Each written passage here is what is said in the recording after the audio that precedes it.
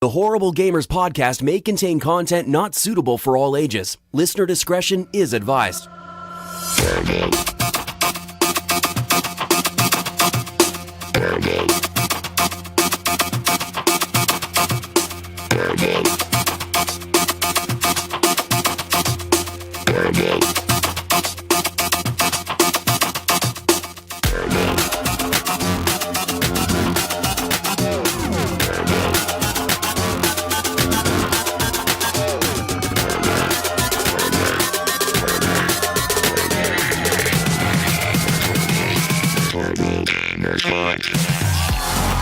Welcome, ladies and gentlemen, to Horrible Gamers Podcast, show number 203, being recorded on May the 12th, 2018. I'm one of your hosts, Jesus Gonzalez, also known as Jesus Walks a Lot. Today, I'm joined by the crew from the Great White North, Canada land itself. Ryan Gibson, Gib8777 is back. Welcome back, Ryan. What's going on, everybody?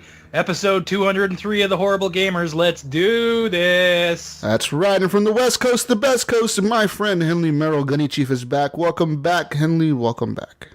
What's happening, guys? How are you? Hey, we're good. I'm good. Are you good? I'm good. You know, you're supposed to say guys and girls.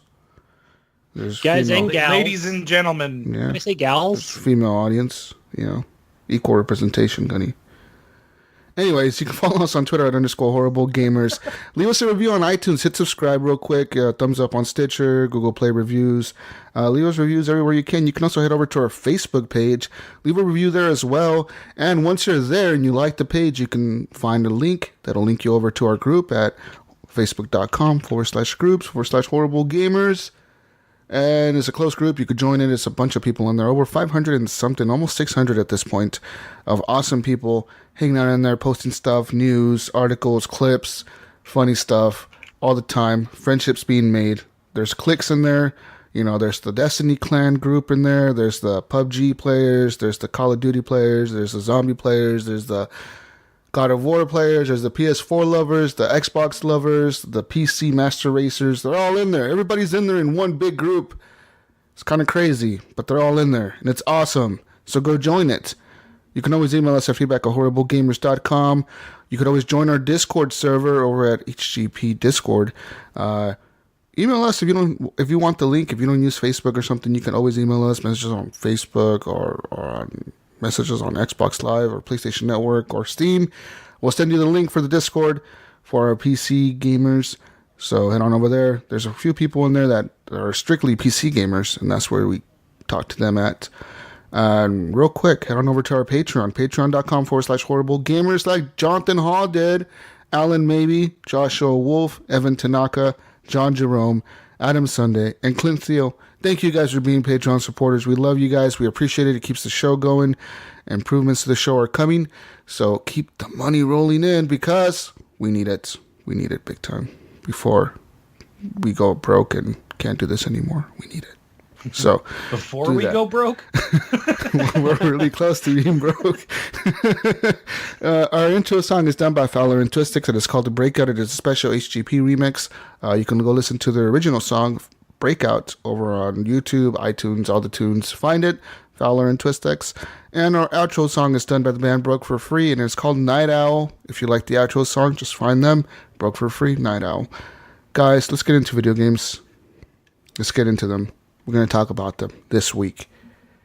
One video game that's not on our list that I see, it's not on anybody's list this week, is God of War. Why not? That's what I want to know. I didn't play it. I haven't played it this week. Play it this week. Well, that's a lie. I played a little bit this week, but not enough to consider myself wanting to talk about it as much. Because I've been stuck on another game all week. Honestly, just one game has me stuck on it, and I beat it last night at 3 a.m. Wait a minute. Okay, you beat it. Okay, so it's not what I thought it was going to be. Never mind. Go on. Yeah. So I've been playing a lot of Beyond Two Souls. That is the PS Plus game that came out on May 1st, right, for PlayStation Plus users. Came out as a PS Games with Gold or whatever. So I've been playing that, and I have to say, guys, Beyond Two Souls was a cool experience. I really enjoyed it all the way through. I started playing it It was sometime after last week's show. It was maybe that night, the day after I started playing it. I played it all day. Then throughout the week, I've been playing it on and off. And I really liked it. I thought the acting was on point. I thought the people in the story and the movie, I guess it's like a movie type, not really a game. But the people in the movie or whatever did a good job in acting. They did, it really sold me. Whenever Jodie, the girl in the story or whatever, whenever she like looked sad or was crying, it made me like fuck. Like I felt bad for her. I was like, damn, this is really believable. She really pulled it off. Like it really does. They do a good job with it. That's all I want to say. They do a good job with it. It's a cool story too. And the ending last night was kind of like, what the fuck? What the fuck is happening? It's kind of weird. It went like batshit crazy at the end. But the experience to get there was kind of cool. And I liked it. And I kind of... Is there combat in this game? I haven't seen any gameplay. Walking simulator? What kind of game is it? It's a lot like, think of like any Telltale game or Heavy Rain. Heavy Rain or... Oh, that's right. It is a Heavy Rain type It's stuff. an interactive story. Pretty much. That's all it is. It's like a movie. You're just watching a movie and you're pressing buttons once in a while, making dialogue choices once in a while. What I thought was really cool was the way they told the story. This girl, she has a ghost. It can help her. It could fuck her over. So, like, you as the ghost get to do a lot of things, and you can help her sometimes, or you can screw her over, or you could be mean, you could be nice. You can listen to her, or you can totally choose to ignore her. So, like, it's up to you as the ghost to, like, and then at the end it explains why she has the ghost, why everything happened the way it did, why things went the way they did. But I really liked it, dude. And I played it the way, because there's two ways you can play this game. There's a chronological order, like it tells you the story in order, or there's like the original way it was meant to be played, which is like kind of like Pulp Fiction or something, where like the story is bouncing forward and backward and forward and backward. Like one moment you're a little fucking 3-5-year-old kid or whatever, next scene you're like a teenager, the next scene you're like an adult, the next scene you're back to a teenager, the next scene you're back to a kid. So it's a lot of bouncing around, and it's kind of confusing. You got to pay attention to it. But I thought it was pretty cool the way they told it that way. I was like, this makes sense. Like all the shit I went through in the game. And you got to think like, damn, you go through a lot. Like a lot of shit happens in the game and you're just like, damn, this is fucked up. But it was really cool. And it's free. So go check it out if you have PS Plus. Cool. And it really, honestly, it kind of sold me on Detroit Become Human. Because I was having such a good time playing and I'm like, dude, I need to get Detroit. Like, I'm having such a good time playing this right now, or watching it or whatever. I want to play Detroit. I want to play it right now. I want it. I want it, guys. So I might get it. Yeah. Sweet. And if you pre-order Detroit, the deluxe edition, which is like $70 instead of $60, you get a copy of Heavy Rain for the PS4 as well. So if you've never played Heavy Rain, I suggest it. It's a pretty cool game. It is probably very dated at this point because it came out like in 2007, 2008. Yeah. So it's really old. It's been a while. And that was like the first game that this company, Quantic Dream, made. Like that was the first one they ever made like this, right? They were like, that was the first thing, the first movie type game they made. And it was super cool. That has a cool story. This guy, this dad, you play as a dad, you play as a cop, you play as a few other people, I think. And I had a pretty fucked up ending on that story. In this one, in Beyond Two Souls, you kind of get to choose the ending. It gives you a choice. It doesn't do it for you. In Heavy Rain, the choice is made for you based on the decisions you've made throughout the game. So, like, if you made mistakes, bad things will happen. If you did everything right, good things will happen. So, there's that. Both of the games have tons of endings. This one has 11 endings, I believe. Beyond Two Souls, you can choose 11 different endings for the game. Okay. And like I said, in the end, you kind of make the choice of what ending you want. You got choices you have to make. Tough choices, too. So, there's that, guys. I thought it was cool. The whole paranormal thing where, like, it kind of questions death. And it questions, like, do people really die? Do they just go to another dimension? How does things work? Is there a God? Is there no God? Does religion exist? Does hell and heaven exist? It kind of brings all that into question. It's pretty cool. But I liked it, and it's a pretty cool story. So check it out, guys. Beyond Two Souls, PS4 exclusive. Check it out. I like those kind of games. Yeah, super cool, man. And then this is coming after playing the Borderlands Telltale game a couple months ago. Like I'm really enjoying those games again. Like after I enjoyed the first Walking Dead when it first came out in 2012, 2011, or when the fuck was that? 2012, right? When the Walking Dead came out in Telltale. Yeah. I really enjoyed that all the way through. Like I played the 400 Days, which was like the in-between episode between season 1 and 2, and then I never played season 2, even though I own it. Yeah, I've never gone back to it because I don't know. I have to replay the whole story again, kind of, because I have to, for my choices to carry over, I have to go back, play the whole first season again, and I kind of don't want to do that. But playing the Borderlands Telltale game was really fun. I liked it. Watching my daughter play the Minecraft story mode was really cool. And now, kind of back into this. Speaking of that, did she get to the point that I was telling you about yet? Not yet, but we're getting there. We're going to get there eventually, man. So, like, I'm wanting to see it's near the end of the first season, so. Yeah, I'm wondering to see what kind of, reaction she's going to have to that, but we'll see. But yeah, man, it is because, it's good. It's good. So just play it. A lot of people were like, like last night I kind of mentioned on the chat to Brink and Iams, like, hey guys, I'm really enjoying Beyond Two Souls, man. Like, I don't want to go to bed. I want to finish this tonight. That's why I was up till 3 a.m. Because I was like, I'm not going to go to bed. I'm going to finish this today. That's my goal. And it's actually a pretty long game. It's not short. It's like maybe 10 hours or more. Yeah. So, and then Brink was like, oh, yeah, the PS4 exclusive movie. I was like, it's a pretty fucking good movie. Like it's much better than Quantum Break. I thought it was. Like the story was just well made. It was like well told, well made. The dialogue was good. The acting was well. Jesus is on the PS4 train now. No, I'm not. Here we go. I'm not on the PS4 train. I mean, I played a lot of my Xbox. No, I played a lot of my Xbox this week as well. So there's that. That's the first game on my list, guys. Beyond Two Souls. Go check it out. I'm done. I know it's an older game, like 2013 it came out. Yeah, so but a lot of you probably played since it is a PS4 exclusive, I'm hearing about everybody playing it now. So yeah, because it just came out for free, so do it. Yeah. Do it. Anyways, Ryan. Guys, guess what I did this week? What did you do? I made the Horrible Gamers Skulls baseball team. Oh, shit. What? In Super Mega Baseball 2. I created us all of us. There's you, Gunny, there's Jesus, there's me, Kathy's in there, Alan Maybe, Clint, Brian Tulp Jr., Brink Imes,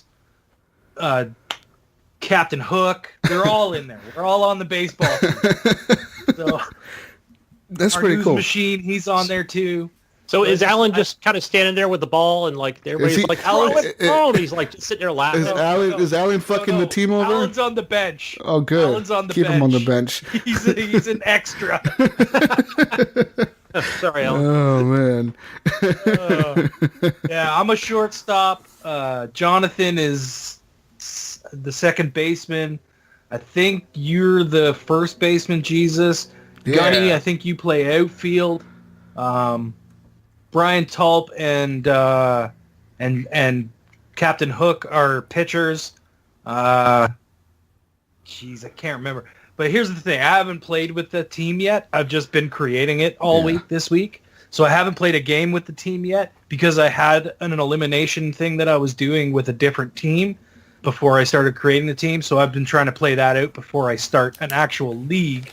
And I'm gonna see if I can get into it enough where I'm going to create like all of the podcasts that I can think of, and I'm going to like create teams for each of them. And it's going to be this, I'm going to create a league with those teams. So it's going to be all the podcasts against each other. So we'll like make a TXL team. Hell yeah. Nice. And what I mean, like just make a bunch of different teams and see what. Couldn't like Wingman and them, couldn't they make a team and play online against us? Yeah. Can you play online with the team you make? There you go, Mark. Yes. Yeah, I believe you can. There you go. Shit, fuck them. We're going to beat them. Yeah. Let's do this. We should see about that, actually. Doing a little game where they make their team, we'll make our team. The thing is we got to... Because you can just jack up all the players. Oh, no. Like 100%. Which I didn't do. I didn't do that. I did that with one character because there was an achievement for it, but I didn't crank everybody's stats up. So, because I don't want to have like just a fucking, hey, we're gonna just destroy everybody team, right? Like, I want to at least have a challenge and have some fun with it. Yeah. But anyways, Jesus, let's talk about our little game when we finally got around to playing online last week. It was good, man. On Sunday. I have to say, this is a pretty damn good baseball game. For being a free game, a game that came out on release and Games with Gold, it is a really good baseball game. I mean, get past the cartoony graphics, get past all that, and you have a solid baseball experience. And then that's coming from somebody who's played baseball games before that really liked them. I played a lot of the NBA, the 2K games. 2K. I play a lot of those. Yeah. I've played the show before, and like those games are really well done. And this game is pretty much... the show is a fucking fantastic game. Yeah, and this is kind of almost on par with that in terms of the mechanics of a baseball game. Mechanics, yeah. Like the swinging... But it doesn't look like the show. No, wait, not at all. Like, the show looks realistic, and this has more of a cartoony feel. But the cartoony feel doesn't take away from the actual baseball game. Nope. It still feels like you're playing, a solid baseball game, like you said. Yeah, and after a bit, you kind of forget that the cartoony graphics are there because you're focused on the gameplay. You're focused on the pitching. You're focused on the batting. You're focused on all that. That you kind of forget that it's a cartoony type game. You kind of forget about all that. I mean, the teams are totally made up. There's no real team. Hey, you got to remember when Fortnite first came out with that Battle Royale thing, everybody was like, whatever. Yeah, the cartoony graphics, whatever, right? Whatever. And look at it now.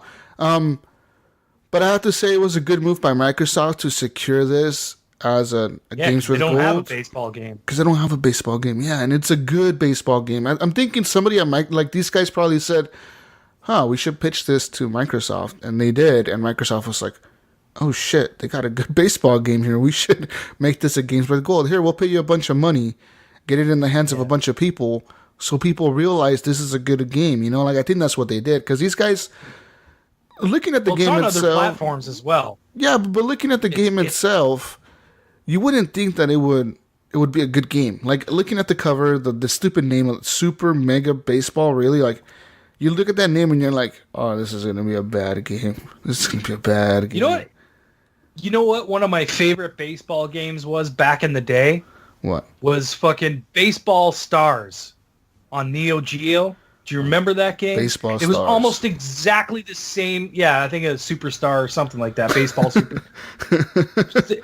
But it was almost the exact same thing. Very kind of cartoony, goofy-looking baseball game. Obviously, it was back in the day, so it was like pixely and whatnot, right? But it was a lot of fun. Like I always enjoyed that game, and had a lot of fun. And this kind of reminds me of a new age version of that kind of a game where it's a little bit goofy, and cartoony looking, but it's still, in the end, it's still a solid game that the gameplay is good, It's good. It's a lot of fun to play. And we were playing co-op, so the thing is, I started up last Sunday, right? I was just like, everybody's telling me this game is good. like I told you guys before, I don't like watching baseball. I fucking hate watching it, but I love playing it. I love playing it. I love the batting, the catching, all that shit's cool to me.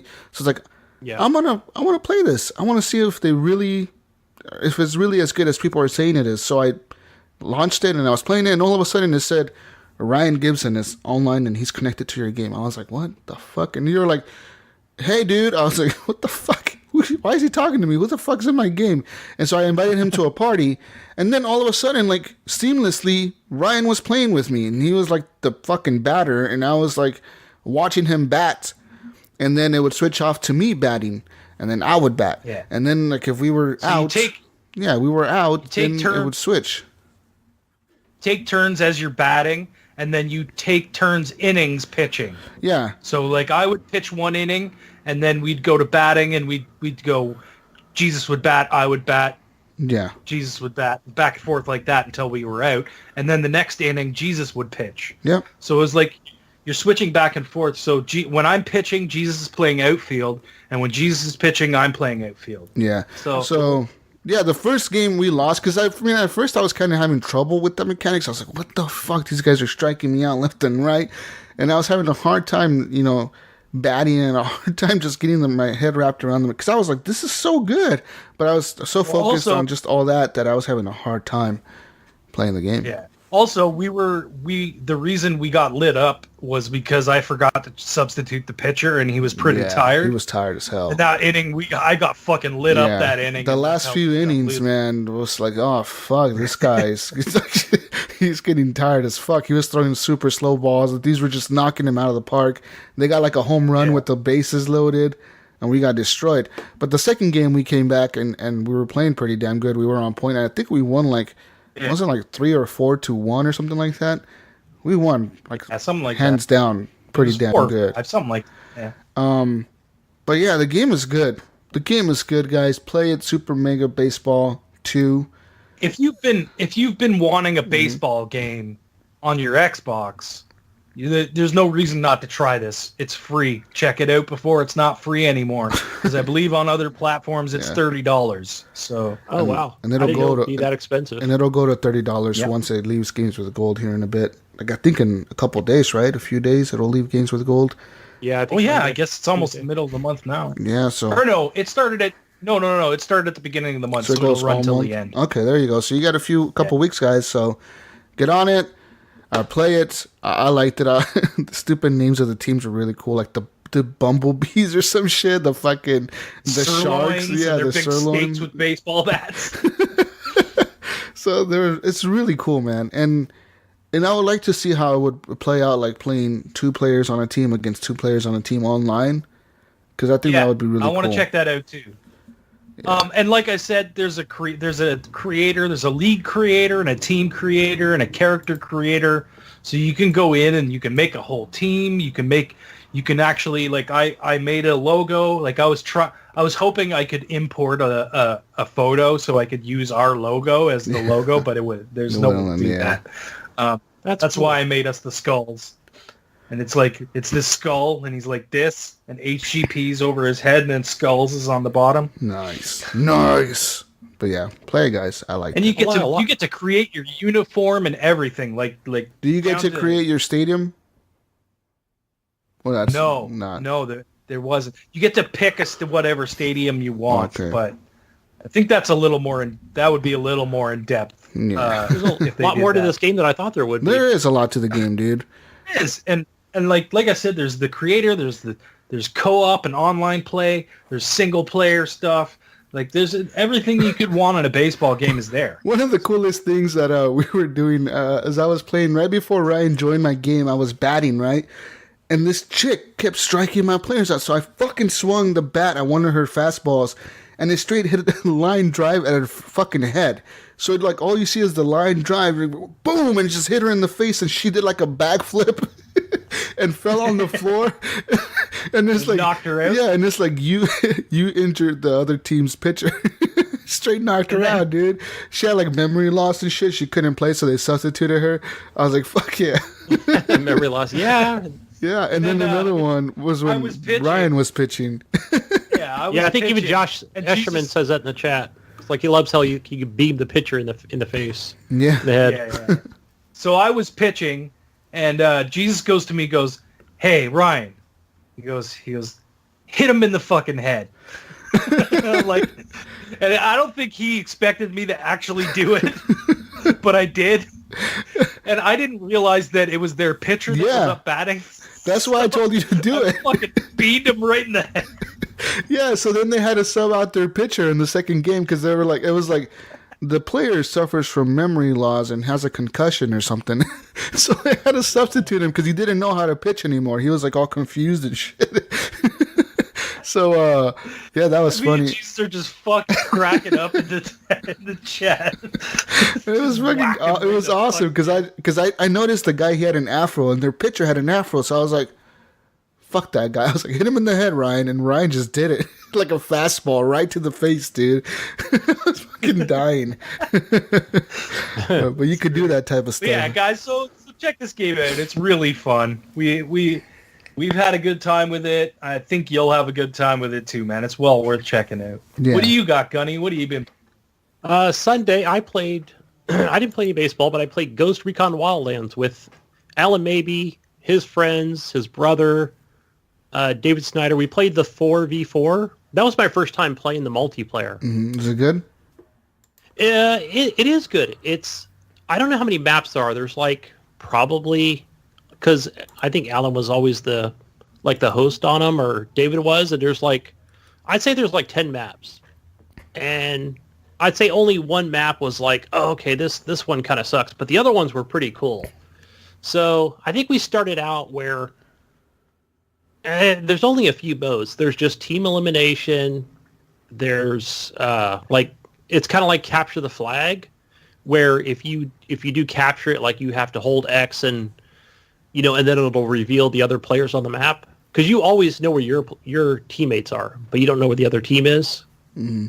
And so at first I was just kind of like running up to it and like either dying from sniper fire, or because I think you can only play certain classes where, okay, you're a ranger, so you have the drone, and the other one's the sniper, so he'll have other abilities.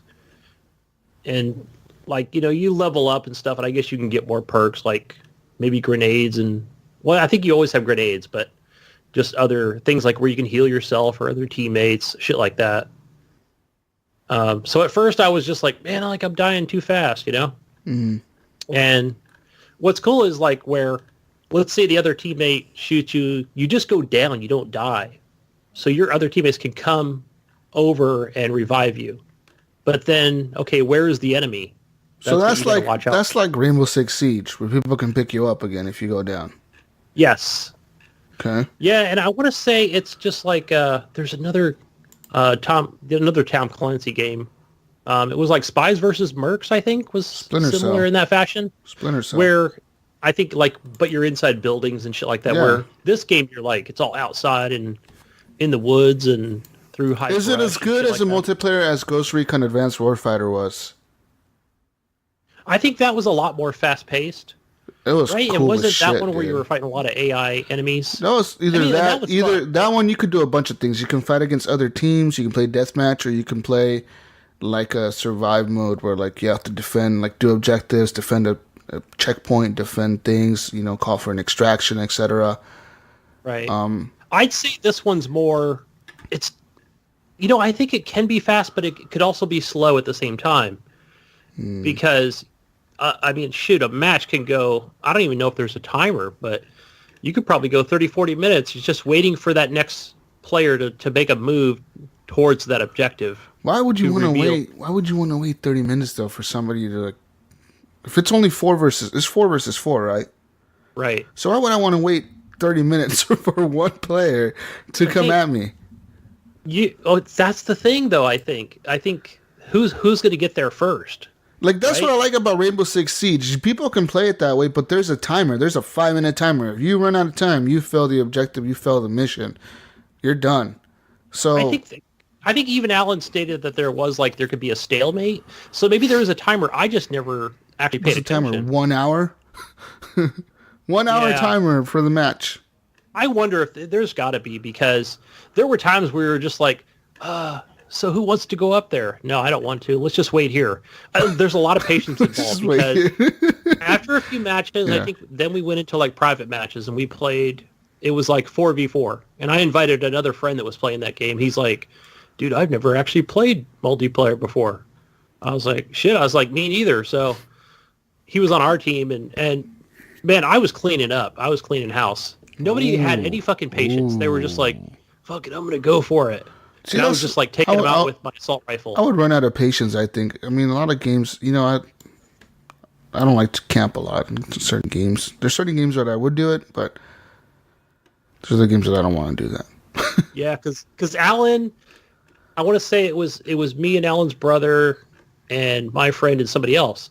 And then it was Alan, maybe David Snyder, and can't remember the other guy's gamer tag, but they were on the other team. And so you could, if you cite your sights on that player, it'll reveal their location to your teammates. So you tag them. You could pretty much, you're tagging them, right? And I want to say that lasts maybe 7-10 seconds before their gamer tag disappears again. Or you can just kind of see them and not totally like sight them in.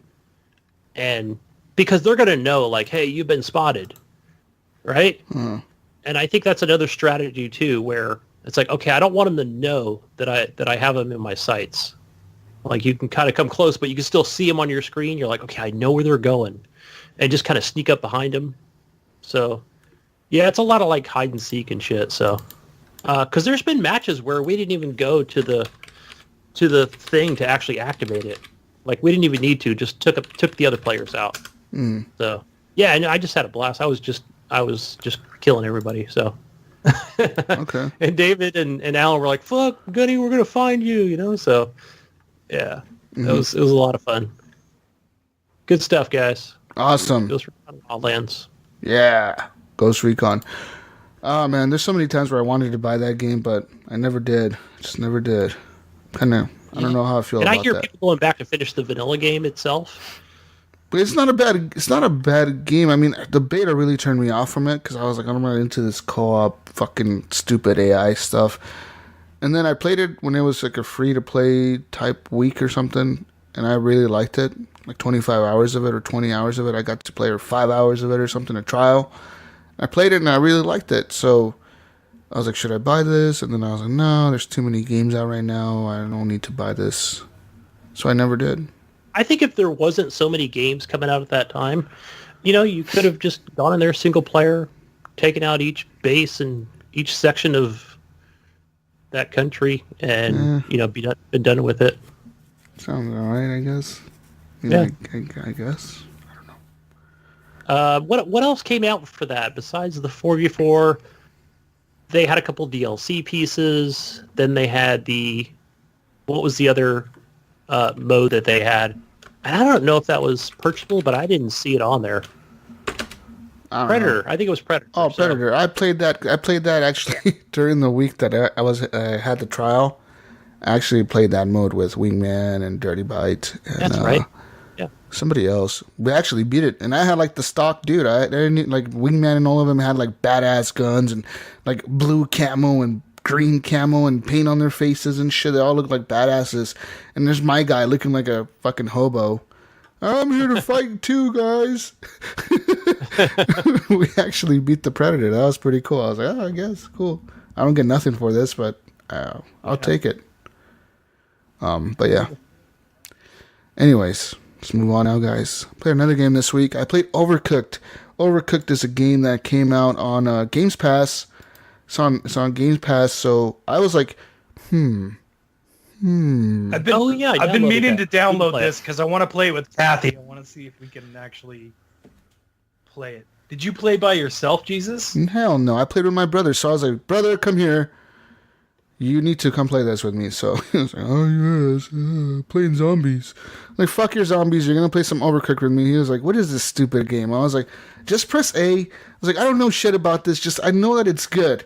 So you start off like at the boss level. Like the very first level is like the boss level and you have to like feed the boss. But you have absolutely no fucking clue how to play the game, right? Like you have no idea how to play this shit. And it just tells you, defeat the boss, feed him or shit. So like a bunch of recipes start coming up. I'm like, oh fuck. Like, okay, get the tomatoes, they're over there. So we're all trying to work together, and then so we can miserably fail, and then that's when the game really starts. It tells you like, okay, you need to learn how to cook so you can come back and defeat this guy. You need to learn how to cook, so go around the country or the world or whatever the fuck it's called in the game and learn how to cook. And then so you start off, you go in a little truck and you drive to the first level. And there's 3 stars per level. You can get 2 stars, 1 star, 3 stars. So we did the first level and it's really cool, man, because there's kitchens where the kitchen is normal. It's like a square, so it's really easy to play, and just both of you guys are able to go all around the kitchen. But a lot of the kitchens are different. A lot of the kitchens are split up.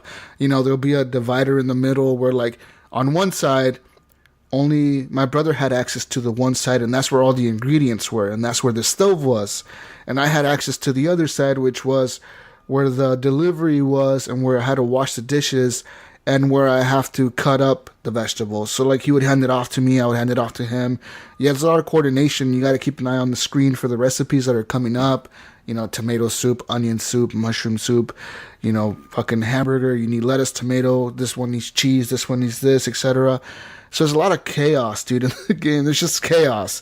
You're just running it, and you're running around. You'll bump into each other. You can knock each other like off a little bit because there's you press B to run, and he kind of dashes for a few seconds. So like if my brother were to dash and I was walking in front of him on like a plate or something, he'd knock me back a bit, and then the dude will drop the plate. So I have to pick it back up off the ground and keep running to wherever I was going. It's really good. It's really fucking good, guys, for a co-op game.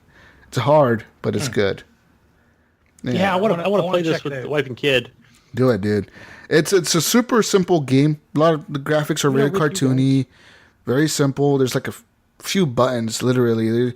There's A to pick stuff up, B to dash, and X to like cut up and interact with things. You can like cut up the vegetables. You just hold X and like it'll go like a little bar will be filling up. So that's all you got to do, right? But it's really fucking like stressful at times because there's certain levels where like there's a level where you're like on a highway and you're in a fucking box truck, like a big trailer truck, and the kitchen is split in two. So sometimes the trucks, like there's a cooking side is on one side, like that's where the stove and the delivery area is to like hand out the food.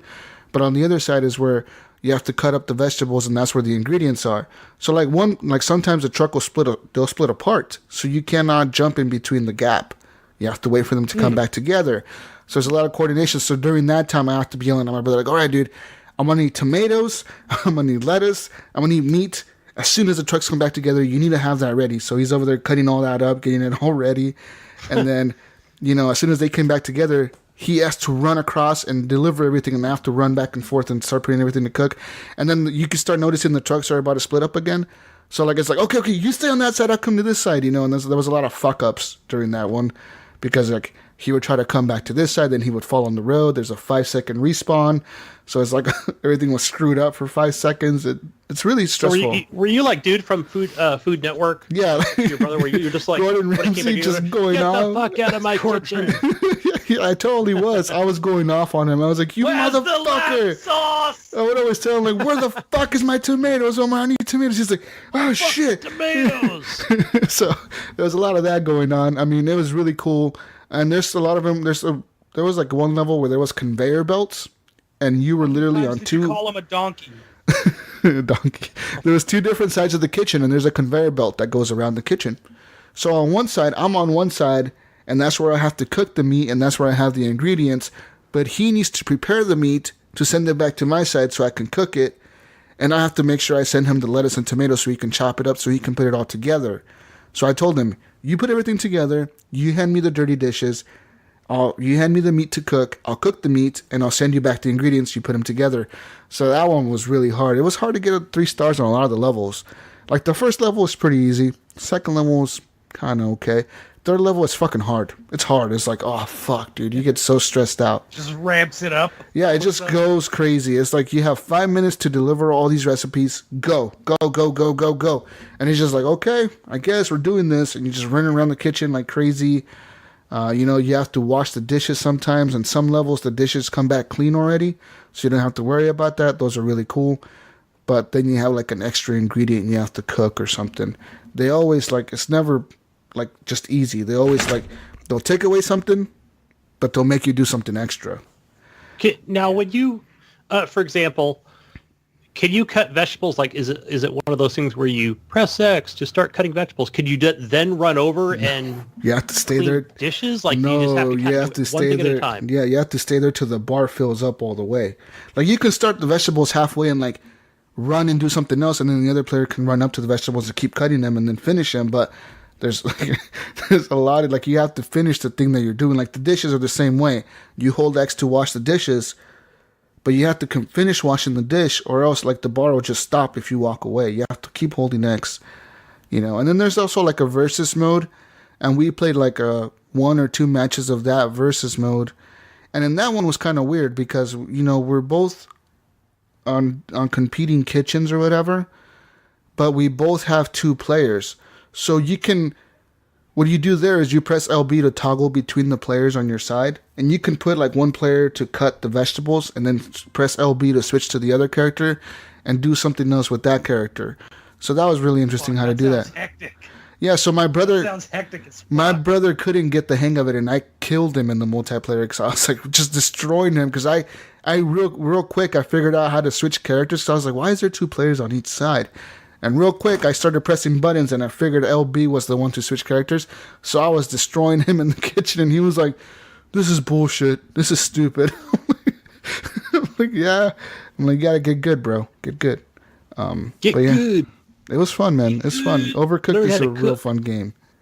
And I didn't even know it was on Game Pass. I was just browsing through it, and it was like, Overcooked. I was like, oh, shit, this is in here? I was like, I'll I think it fucking popped up download at it. the beginning of the month or something like that. It was real cool.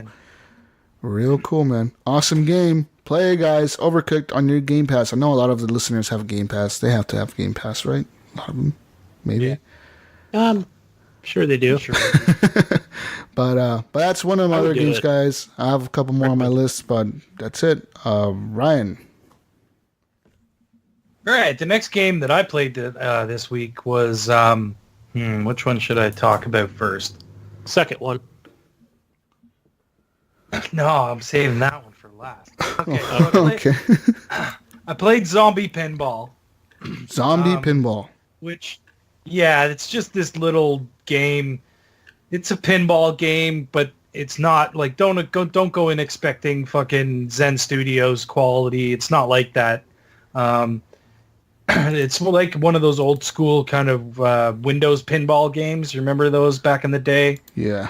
It kind of looks like that, but it's the thing with this game is there is shit going off all over the place, and it's really fucking hard to keep your eye on the ball because there's explosions over here and fucking, everything's like green and pink and like the colors are just popping off all over the place, and it's like really hard to see what's going on. But it's very forgiving as well.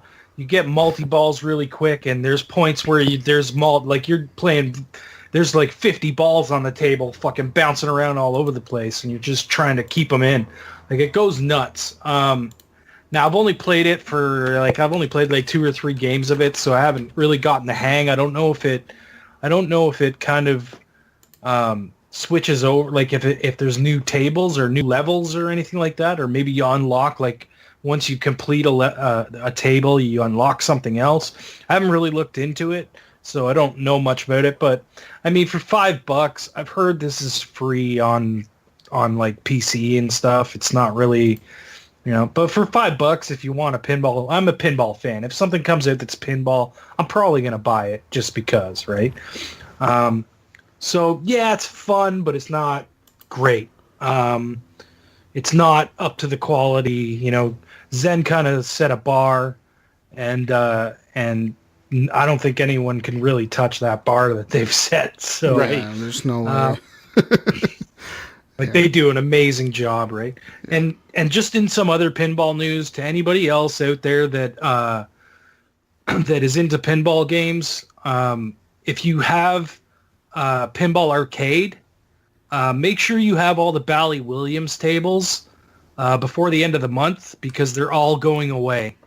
They lost the license, and they're not renewing it, and that's like half of their roster, man. Like, I don't know. That's crazy. That is. That's just crazy that all those games are going to be gone. So what happens in that so go buy situation? You them. just download them and then they're gone?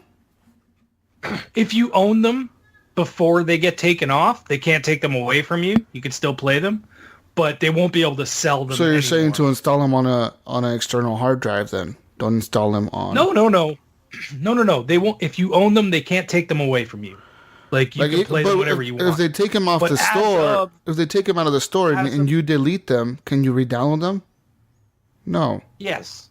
Yeah. Yeah. Yeah, you can. and they also said Yeah. that they would. They just can't be sold anymore. They'll still be Oh. there for you to re-download Okay. and whatnot. They just can't be sold anymore. They So also said buy they them would before they go continue. away. They would continue to support these tables after. Right.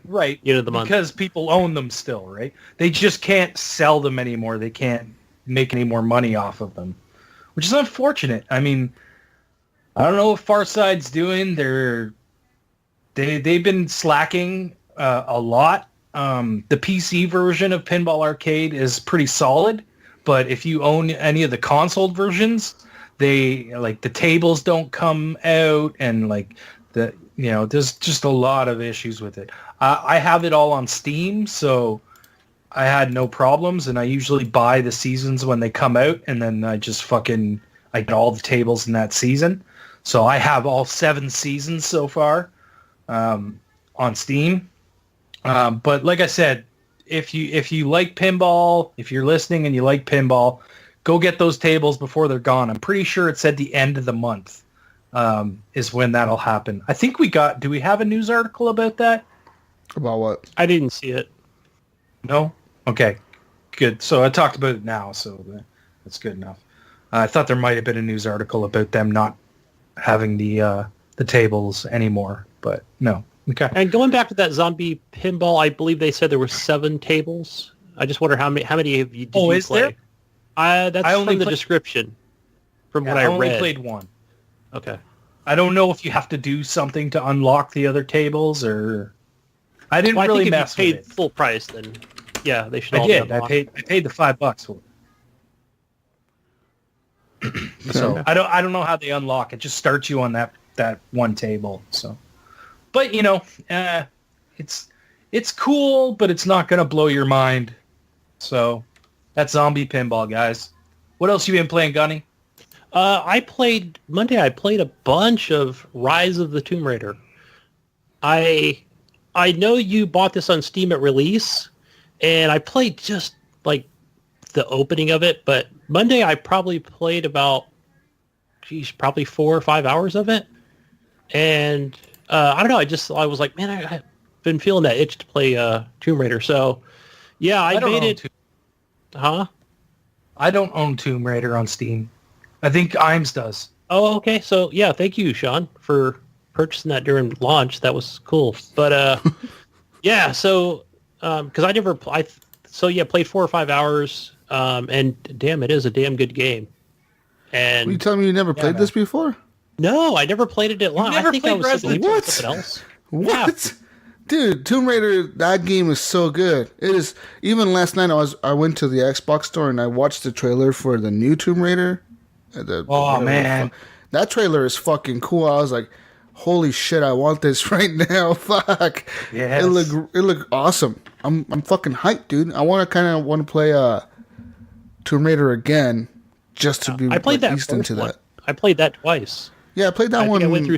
I played that one 3 times, actually. I played it on the 360. And why would you have not played the second one, Gunny? Yeah. I don't know why I didn't. I must have been... You know what? I think I was like, I didn't want to... It might have been like a financial issue at the time. Like, I think that was the time where I bought like 3 AAA games. You just didn't have the money to buy it? It's on Game Pass. Yeah, well, that's why I downloaded it now. So, yeah, but I think at launch, I had already bought like 3 games like in November at that time. Yeah. So I bought like $300 worth of games. I was like, crap, I was out of money for Rise of the Tomb Raider. So, yeah. But I made excellent game. Excellent. Yeah. I think I'm at the part now where, not so much spoilers, but you run into your friend who was a friend of your father's, and you find out that she's that bitch deceived you and your family. Mm-hmm. Yeah, that was a moment. I was like, oh, you fucking bitch, Yeah, I don't like her. I knew there was something off about. There's always something off about those people. I knew when she went to her house or she went to her apartment, and she was like, oh, don't worry about it. Don't go to freaking Iraq or wherever she was going at the time, or like, no, just forget all about this. And I was like, yeah, something's up. The reason she doesn't want you to go there to check out these relics or this site. So yeah, that's kind of where I'm at right now. But yeah, combat is fluid and all that stuff. Love the shooting in this game. Yeah. Good. I went back for maybe a few of the collectibles and areas to get more perk points, stuff like that. That game is so good. I want to play it again now. I have other games to play though. Fuck. But it's good. Yeah, definitely. We're really hyped for the next game as well. And I think the 20th anniversary edition is on sale right now on Xbox in the deals section. Dude, it's on Game Pass for free. Yeah, but if you want to buy like the Ultimate Edition that comes with like all the DLC, it's on sale for like I bought a 12 couple DLC bucks or pieces. I something. think I bought the Baba Yaga or something like that. Yeah, I have that. That's That the was only pretty one good. you need. That's the only one you need. That's what Alan said. And That's- I'm actually right there. I'm right at the beginning of that map, and it says, "Hey, check out this area." And I think Alan said that's where the Baba Yaga is. Baba Yeah, yeah. Yaga. Like, Yeah, it's because there's like a pink icon that you can go to, like a Yes. skull and crossbones or something. I'm That's literally- where that. Yeah, I just have to walk over to it. Yeah, It'll be fun. It's fucking good. It'll be a fun game, Gunny. It'll get you hyped Yeah. up for the new Tomb Raider. Trust me, it will. Yeah, and I've been doing the alternate tombs as well. So anytime Yeah. I see an alternate tomb, I'm like, oh, I'm going right for it to unlock it. And they're fun. They're easy. To me, they're easy. Like, oh, okay, I just need to climb up here and shoot this and jump over to that. I love stuff like that, like where it's just like it's not going to make it so difficult where I'll just forget about it.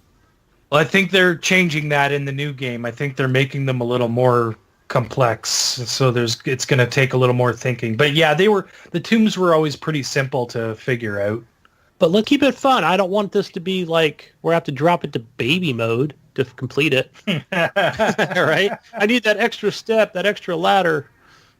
Yeah. Show me where to go next. But yeah, Is that it? That's it. in other games that I played, guys, I played a lot, some PUBG, the Miramar map. Played it again last weekend. Fun times. That map is real good. It runs good. It looks good. It looks better than the original map, actually, and it runs way better than the original map. I don't know why, but it does. I think they figured out like that the first map was kind of shit for the engine. That's why it runs like shit. Obviously. But the second map was like they fixed that. They were like, oh, okay, we could do this. We could maybe take out all the trees or something, because that's what they did. They took out a lot of the trees. It's just brown, right? Like, let's take out the color and let's take out the trees. Maybe it'll run better, and it did, because it runs real good. So that's coming out here shortly on the Xbox, like the full game, or like the game preview, because this is preview. Yeah. early access. This is early access, though. This is a test for an early access game. But yeah. It's funny how it's like a test server for an early access game on Xbox. It's Full just price. really weird. Yeah, so there's that. But the map runs good. Like I said, the new guns are okay. I mean, I really hate the Win 45. That shit's so stupid. But the rest of the guns are good. But I also played some Fortnite this week, guys. Fortnite, as you may know, had that big meteor thing. You know, the meteors coming down from the sky. Well, apparently it finally hit the map on Season 4 release. So Season 4 just started for Fortnite, which is kind of crazy. You think about it, like 4 seasons already. More, all the DLC they sell every season is crazy. But they, apparently the big thing with the meteor was that Thanos, how do you guys say it? Yes, Thanos? Thanos. The dude from the fucking Avengers movie was on the meteor, Josh and he Brolin. lands in the map, and he has his stupid Infinity Gauntlet, and he has all the stones, and you can play that mode, and it's still Fortnite Battle Royale, but it's Fortnite Battle Royale against Thanos, and so everybody lands on the map. It shows you like a predetermined circle. You can land outside that circle if you want, but the storm is going to close in as soon as the bus gets across the map. The circle starts closing in right away. So if you land on the edge of the map and the circle's in the middle, you fucking better hope you can run as fast as possible, but you won't. Because I did that on one of the first matches. I landed on the edge, and I screwed up because as soon as I landed there, I found a bunch of stuff, and it was like doo-doo-doo-doo, and the little noise sounded off for the storm to close in.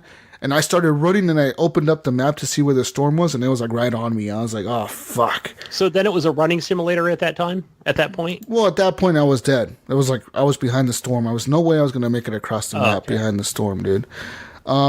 So what happened was I played the second match, and then it was cool, man. I was playing it, and then Thanos, you know, the dude, you get like special powers when you're him, and you look like him. Crazy, man. Yeah. Like when you're Thanos, Yeah. you can jump up in the air and Yeah, then you you can- fucking come yeah. down and punch the ground and like everyone around you dies. But the Like, thing being is, Thanos is fucking crazy. when you're him, everybody can see you on the map. They have a direct line of sight to where you are. They have a little icon on the fucking compass that says this is where he is. Yeah. and you Yeah, can but hear you're him. so fucking OP that it doesn't matter. Yeah, Right. The thing is, yeah, he's OP as shit, and you're not just against him. You're against everybody else in the match. So, like, you could be running and shooting him, and somebody's behind you sniping someone you else out. could- Yeah, and that's exactly what happened to me like 2 or 3 times. I was killing him. I killed him once. And as soon as I was about to grab his shit, another dude grabbed it. I shot at him, but then I got sniped out from across the map by somebody that was just sniping at me because I kept hearing the gunshots go, ka-ch, ka-ch. And I was like, what the fuck? Who's shooting at me? And I turned around and boom, headshot. I was dead. And I was like, well, there goes that. So, so you got that going on too. So you're against 100 other players because you can only play this solo. You're against 100 other players, and you're against Thanos. And then if you kill him, you can pick it up. You can pick up his gauntlet, and then you become him. But the point of the game is to be the last one alive as him. I can already see this coming where it's going to be you can squad up and it'll be Thanos versus blank, right? Who's coming next? Versus Iron Man or some shit. Yeah, fuck yeah. But who would have thought that Fortnite secured a deal with Marvel and them, dude, to bring this to the game? I was That like, is what? fucking Is this a crazy. joke? Like, think about how long they had that meteor in the sky. They had it for like a month in the sky. Like, people were like, what's this meteor in the sky? What's this thing? And they kept going. Longer than that, I think. Yeah, they played with it. They added the telescopes to the map. So, like, they got people speculating, like, okay, now they're really acknowledging that that's a thing. That's really a thing. And then, all of a sudden, they made a trailer where it shows the meteor crashing into the map and Thanos coming out of it, and like the Fortnite players being like, what the fuck is that? And then he jumps out of there and he's all fucking them all up, and they're like, oh shit. But it was pretty cool because in the beginning when you launch the game, there's like a trailer. It's kind of like a Overwatch. When you launch the game, they'll sometimes have like trailers for whatever season they're in or whatever event they have. They'll have like a trailer for it, like in the beginning. That's exactly what Fortnite does. You start it up, and it plays a trailer before the match starts. It'll play like a little trailer that shows like the story of why he's there. Like, he landed on a fucking meteor, dude. That's why he's here. So I wonder how long that event will go on for, because obviously it's a limited time event. But check it out, guys, because it's fucking good. And 50 versus 50 is back this week. Still there, yeah. So all those modes are there, dude. This is the craziest thing about this game. It's just they keep giving, they keep giving, and they keep updating every week. Constant updates, constant events, constant DLC. It's just I don't see them reaching a plateau for never at least ends, another. dude. Who? At least who another. knows? I give them another. Year? I say they're good for the rest of the year. These guys, yeah, absolutely. easily. I think November, December will be even the pinnacle of. And you know what's crazy now at this point is not PUBG is trying to catch up to them. PUBG is trying to copy them. Because in the test server, PUBG is adding emotes. They're adding the dances. Like PUBG now has. They need to. In their new test server, they have the thing where like, you can dance and shit. And then like, just like in Fortnite where they do the little dances and shit, you can buy the dances. PUBG will have the same thing on the PC version here pretty soon. So they're doing that. And I think it's a good idea for PUBG to do that because they really need to catch up. 2 or 3 weeks ago, you were talking about how they need to catch up. I was like, no, they don't. But now I'm like, okay, you know what? I think PUBG and Bluehole, they're looking at their sales numbers and going, shit.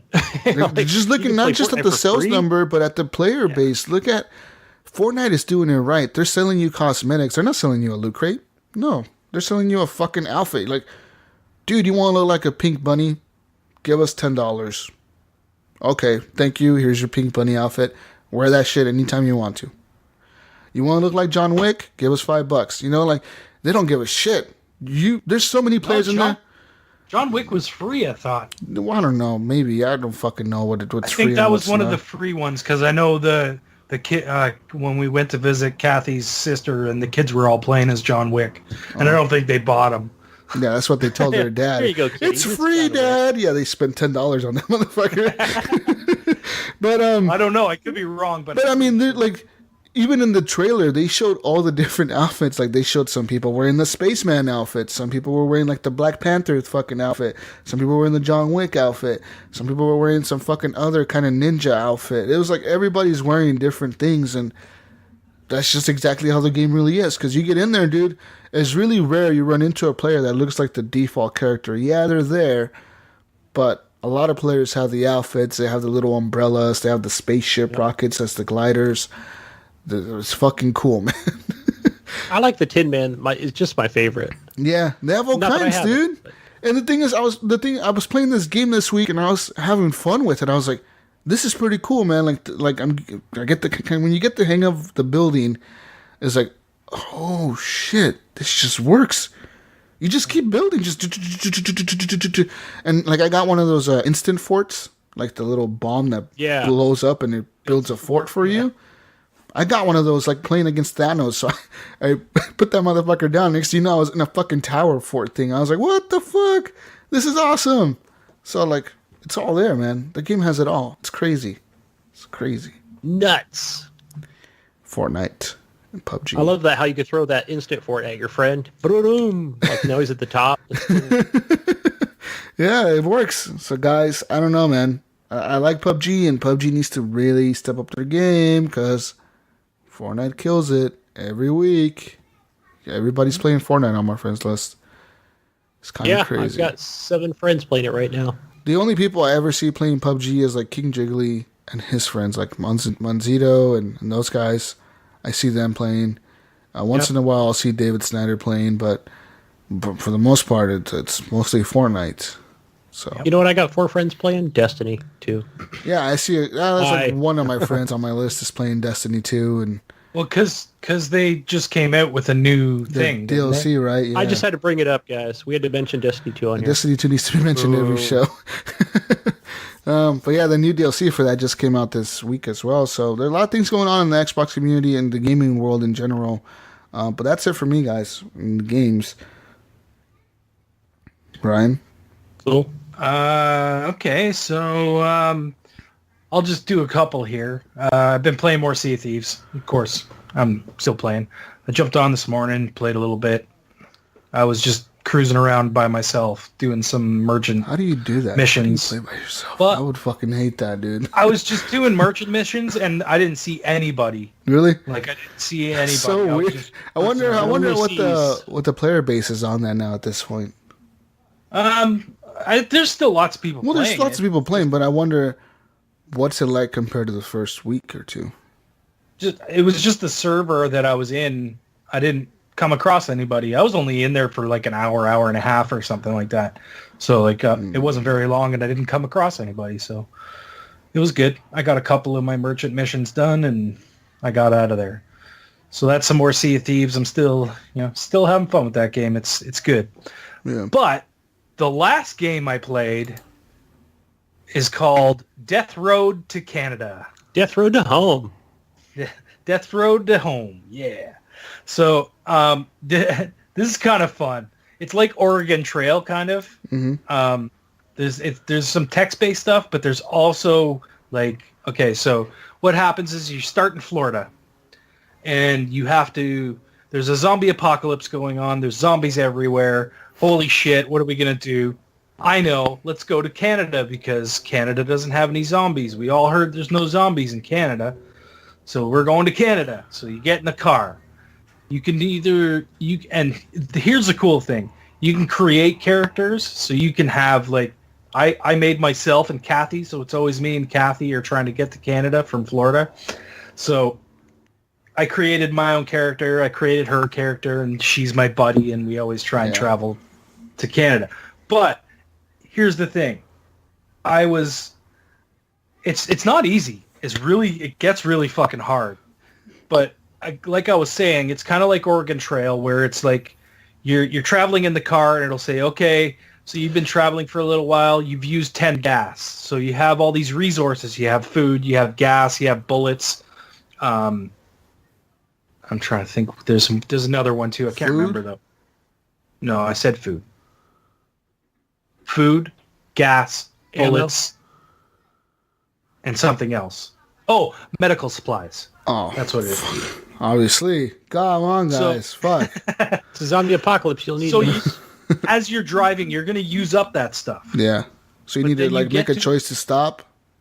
Well, it'll bring you to a point where it'll say, okay, so all of a sudden you have spotted a city, and this city is has a low zombie population, so it's going to be a little easier. And then it'll say, but the zombies are super aggressive here, so if you do run into them, they're going to come at you.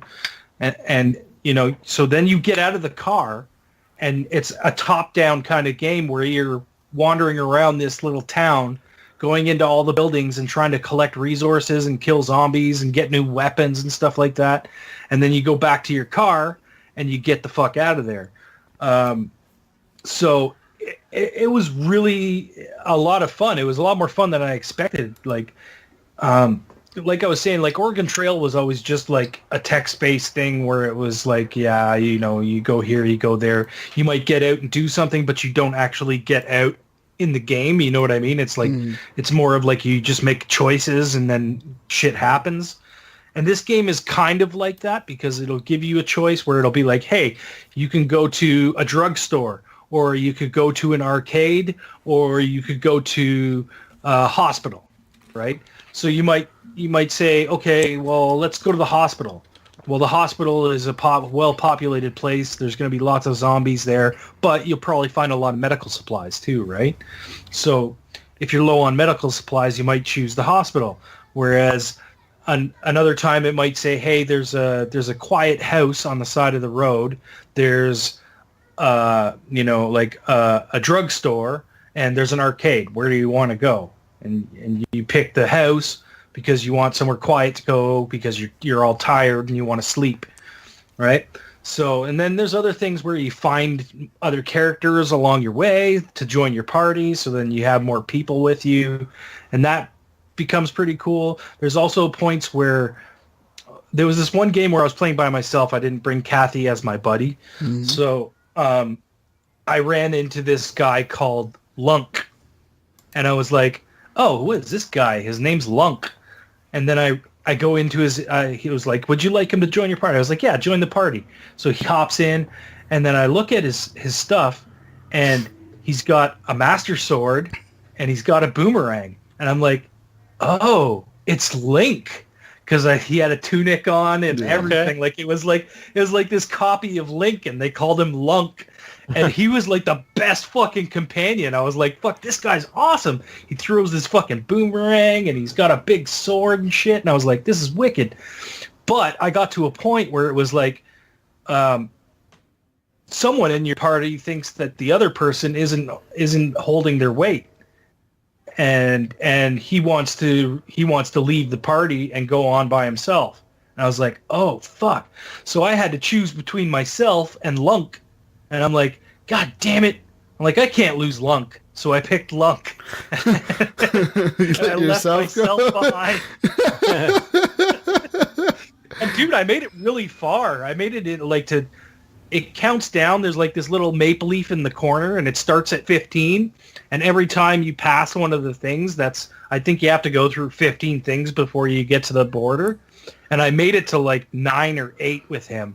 So I was like, oh, wow, I actually made it pretty far. And then I did a run with me and Kathy, and we made it to like 5, and we got swarmed, like just straight up. Like I walked out of the fucking building, and there was just zombies everywhere. And I was just like, I can't even move. I'm just going to fucking die. I had nothing I didn't have a shotgun or anything on me. So like there was nothing I could do to clear a path. And I just got killed, like totally destroyed. Damn. But I think you really have to pay attention to the time of day and stuff like that. So if it's like late evening or evening time, you want to get in and out as fast as you possibly can, because once nighttime comes, they just fucking come in and just swarm you. And it's crazy. I couldn't believe it. But check it out, guys. It's pretty fun. I streamed a little bit of it this morning. I know a couple of people jumped in and watched. Thanks for coming out and watching. I might stream a little more later on. But it's a fun little game. Check it out. Death Road to Canada. Cool. What you got, Gunny? Sound like fun. I went back and played some more Burnout Paradise. Sweet. I was like, do I want to play Forza 7? I haven't been into racing lately, and I thought I've got my F1 2017 game, and I was like, fuck it, man. I turned out Burnout Paradise. I fired that up and just went in and played a few races. broke down a shit ton of gates. I think I have more fun like breaking down gates and just fighting each one. Not even looking on the map like, okay, where do I need to go? Like, I don't think it shows you, but and then just racing around. And this time I went in because before I did the special cars, I was like, fuck it, I'm just going to go back to playing classic and just play like a normal, regular muscle car. And yeah, just had fun just cruising around the map. Yeah, that game's finding a blast. the gates, checking out, smashing through billboards, stuff like that. Trying to figure out how to get to certain billboards and stuff. Yeah, it's fun. That's the best part about the game for me. I think trying to figure out how to get the billboard that's way at the top. So, and I thought I saw Burnout Revenge is now backwards compatible, isn't it? Yes, it is. Yeah. Yeah. So that's pretty sweet. I wonder if I even had that game on Xbox 360. I bought a few of them. Probably not digital, right? Like I would assume you probably bought that on disc. I bought it on a disc, probably. Yeah. I don't own them all, but I do. I should go back and look at my disc collection, see if I have that. Yeah. Because there's a few of those I bought from the Burnout series. But yeah, Burnout Paradise, I think it looks beautiful in running on the new, running in 4K, HDR, whatever it is. Yeah. Yeah, it did. It looks a lot better. It definitely looks a lot better than it did. Yeah. Burnout's fun, man. It's a fun racing game. I'm wondering if this is going to make them make a new one. They should. I think they're hinting at that at this point. I think with the release of the remaster, with the release of this, they're trying to kind of gauging the way people are reacting to this. And I think they might at E3 just announce like a little teaser, like that would be cool. The Need for Speed team, like makes a little trailer for a new Burnout type game. Well, the Need for Speed team is the Burnout team. Well, yeah, that's what I'm saying. They'll just be like, instead of making Need for Speed, instead of making a racer that we always make, how about we make a Burnout now instead of Need for Speed? Well, because Need for Speed kind of choked. Well, that's what I'm saying, right? They could just instead of having Need for Speed to compete with Forza, they could just be like, well, release a Burnout game that might have a better chance. Yeah. So it's like and I think it'd be great to come out with a good soundtrack again. Yeah. Another great soundtrack game are included with that. We'll see. And fix that camera. I'm tired of seeing that camera. Like I don't know how it just gets twisted around sometimes. But I love the crash animations that they do. Like even the ones where you're like, okay, there's a ramp. I better press A to hit my boost, and it'll go up and won't even make it like halfway. It just kind of stops and crashes to the ground at that point. Yeah. Shit like that's cool. But then starts you back where, even where it'll say you totaled your car, but then start me off with a new car in the same spot. Like stuff like that. Let's make it fun. Hmm. And they do. They make it fun. It's a fun game. That's it, guys, for me. Awesome. Nice. I say we take a break and we come back with some news. After this short musical break, we'll be back.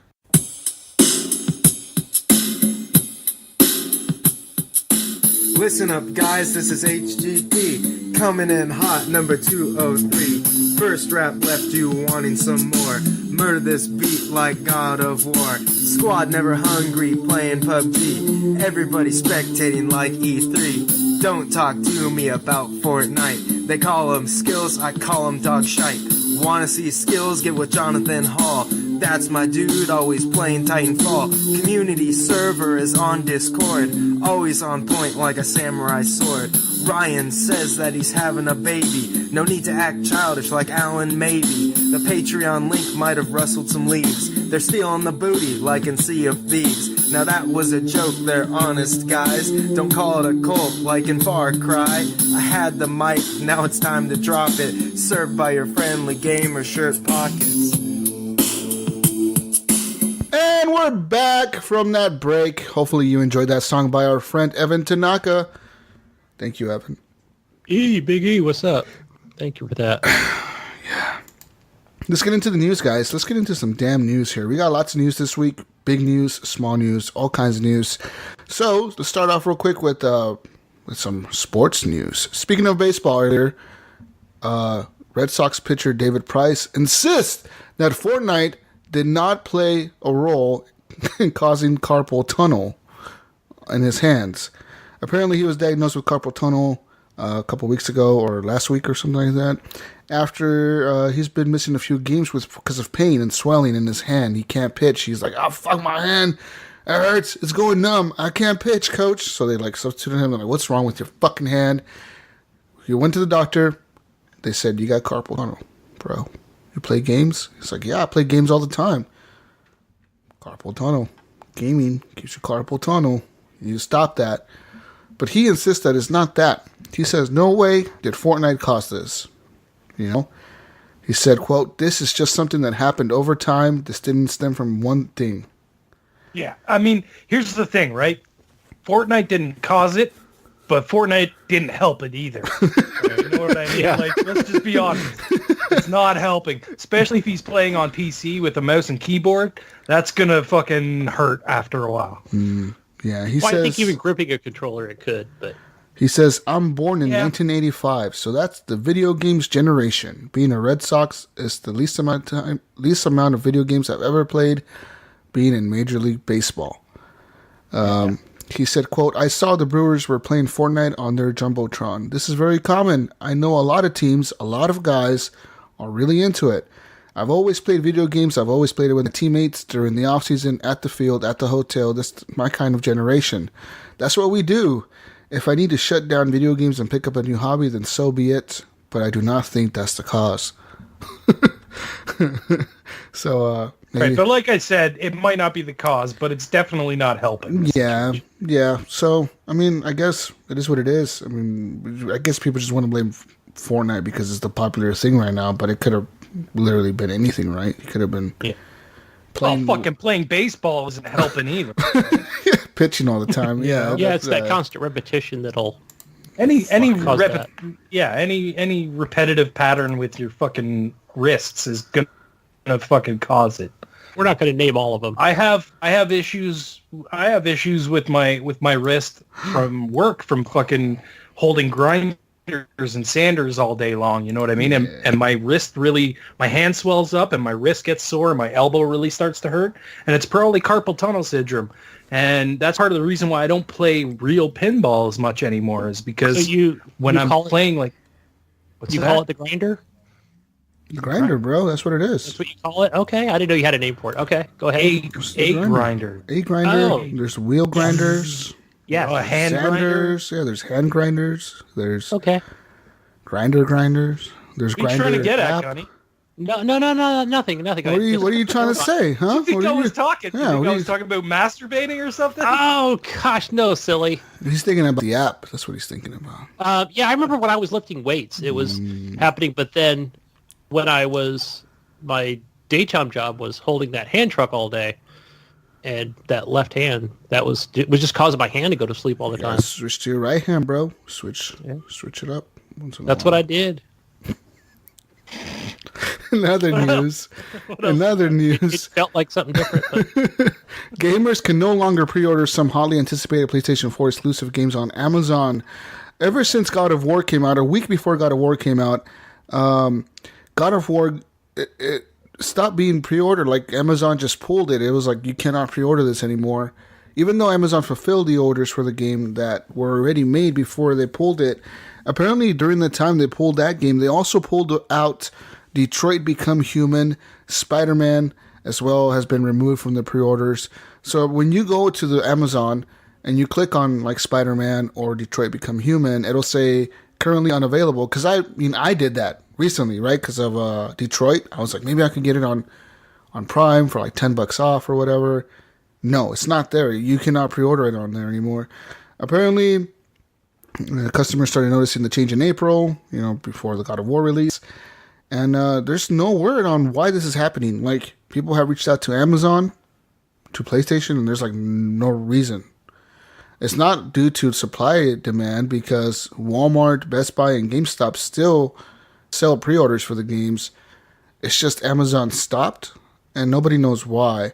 So I guess we're wondering what's going to happen, because at this point you cannot like I said, I was gonna buy Detroit Become Human on there because it would have been cheaper for me, right? Because I'm a Prime member. I would have been able to get it on release day for like $10 cheaper on disc, but I can't anymore. So, what's going on, Amazon? I'm kind of pissed off about it because I really wanted that game. I mean, for a discount would have been nice.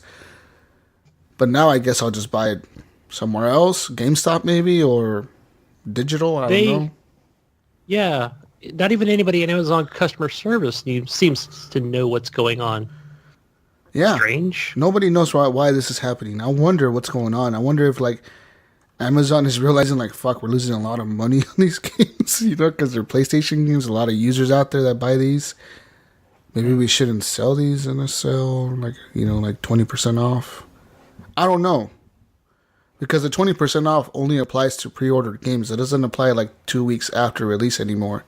It's only for pre-orders. They took away the 2 week after release sale window as well. So I wonder if that's the reason they're just losing too much money on it. Too many players are going to Amazon to buy the games, and they're like, fuck, we're losing a lot of money on this.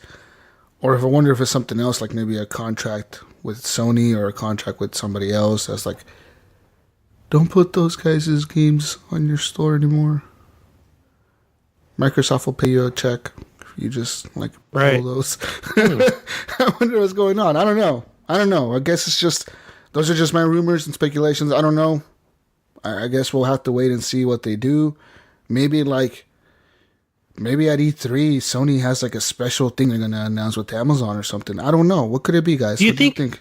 Because it talks about items being back in stock, but do you think it's just with the digital age where they just only have so many and they just don't want to say, like, look, we just don't have that many physical copies? No, because if that was the case, then GameStop and Best Buy and Walmart wouldn't be doing pre-orders as well. Right? It says here, Stephen O'Connor says on the chat that, Amazon only had a limited amount of stock because they didn't know how well it would sell.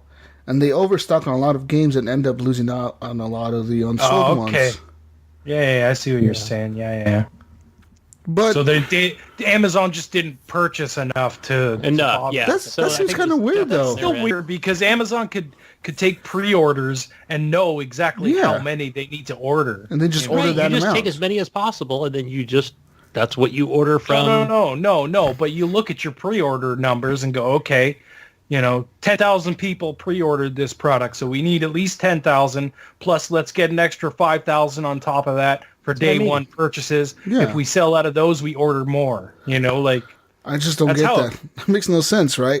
Yeah, I mean, you don't see as possible. You don't you don't put that number on your website. You don't see GameStop doing that or Walmart being like, oh, we're gonna not sell these games. We should just not buy enough.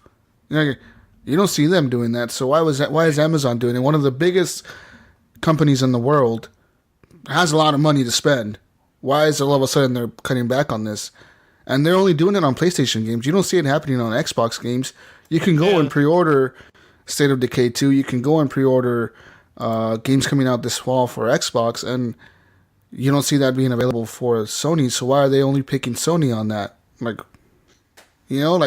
If that was the reason, because they buy too much stock and they don't sell enough, you would assume that they would do it more to the Xbox games because Xbox has less Xboxes out there. Means less people are buying their games. I don't get that. That makes no sense to me. You know what I mean? Yeah. Yeah. So and ultimately they're just picking on Sony at this point. So why if that's the reason Amazon's going to come out and say, well, we don't sell this overused stock or this overstock, it just doesn't sell. Well, why do you still have extra Xbox copies and not extra PlayStation copies? Yeah, exactly. I can see them doing that with Xbox because Xbox doesn't have as big of an audience where it's like, oh, we're not going to sell as many. So they would buy less Xbox versions of a game and more PS4 versions of the game. So it just really, it's odd. I can't even think of what's going on there. Well, and the other thing too is wherever they order those games from, they probably told Amazon that, hey, look, we can only offer you so many because we have to spread it out between Best Buy, Target, GameStop. Why? But no, it's not a distribution problem. It's not that can't be the problem, because if that was a problem, it would be across all stores. It wouldn't just be Amazon. Yeah. Well, okay, so And- what are the numbers? and- What are the numbers with and- Amazon, Best Buy, GameStop? I'm just And using let's- those three for example. Let's be honest, out of those 3 fucking stores that you just named, Amazon, Best Buy, and GameStop, Amazon is probably selling the most. Yeah, because it's especially easiest. in the U.S. Yeah, Especially in... yeah, because it's so easy. You get it on release date at your house. You don't have to go nowhere. You know, like. Right. It's weird. It's weird. Anyways, we'll see what happens with that. I mean, maybe, like I said, maybe Sony and Amazon have some kind of exclusive deal that they're going to announce at E3. Like, hey, the reason we're doing this is because we're going to do this over here or something. I don't know. Some kind of Game Pass, maybe. Who knows?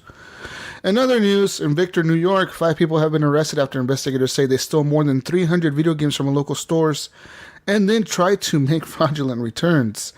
5 suspects, 29-year-old Shane Maxwell, 27-year-old Dalton Krug, 29-year-old Janine Kochmer, 30-year-old John Fayard II, and 38-year-old Jason Siegel have all been charged with falsifying business records. Between March and May, Ontario County Sheriff's deputies say the defendants used video games stolen from the Victor, Walmart, and Target stores and returned them to GameStop stores in Victor, Canandaigua, whatever the fuck, in Monroe County.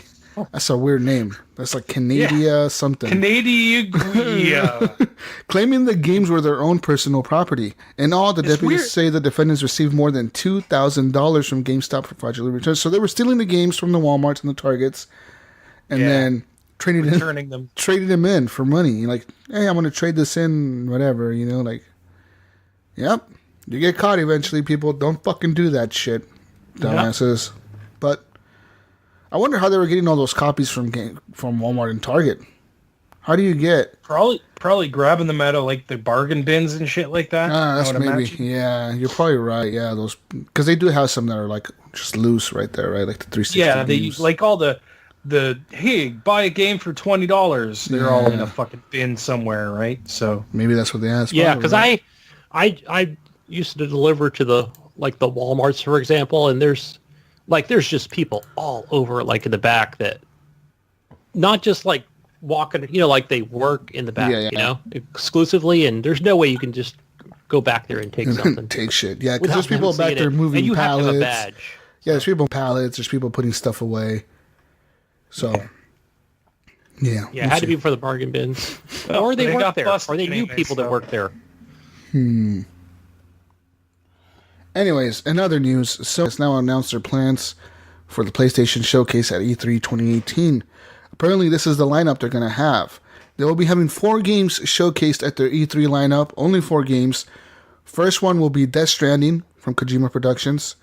Second game will be Ghost of Tsushima from Sucker Punch. Third game will be, of course, Marvel Spider-Man from Insomniac Games. And The Last of Us Part 2 will be showcased as well by Naughty Dog.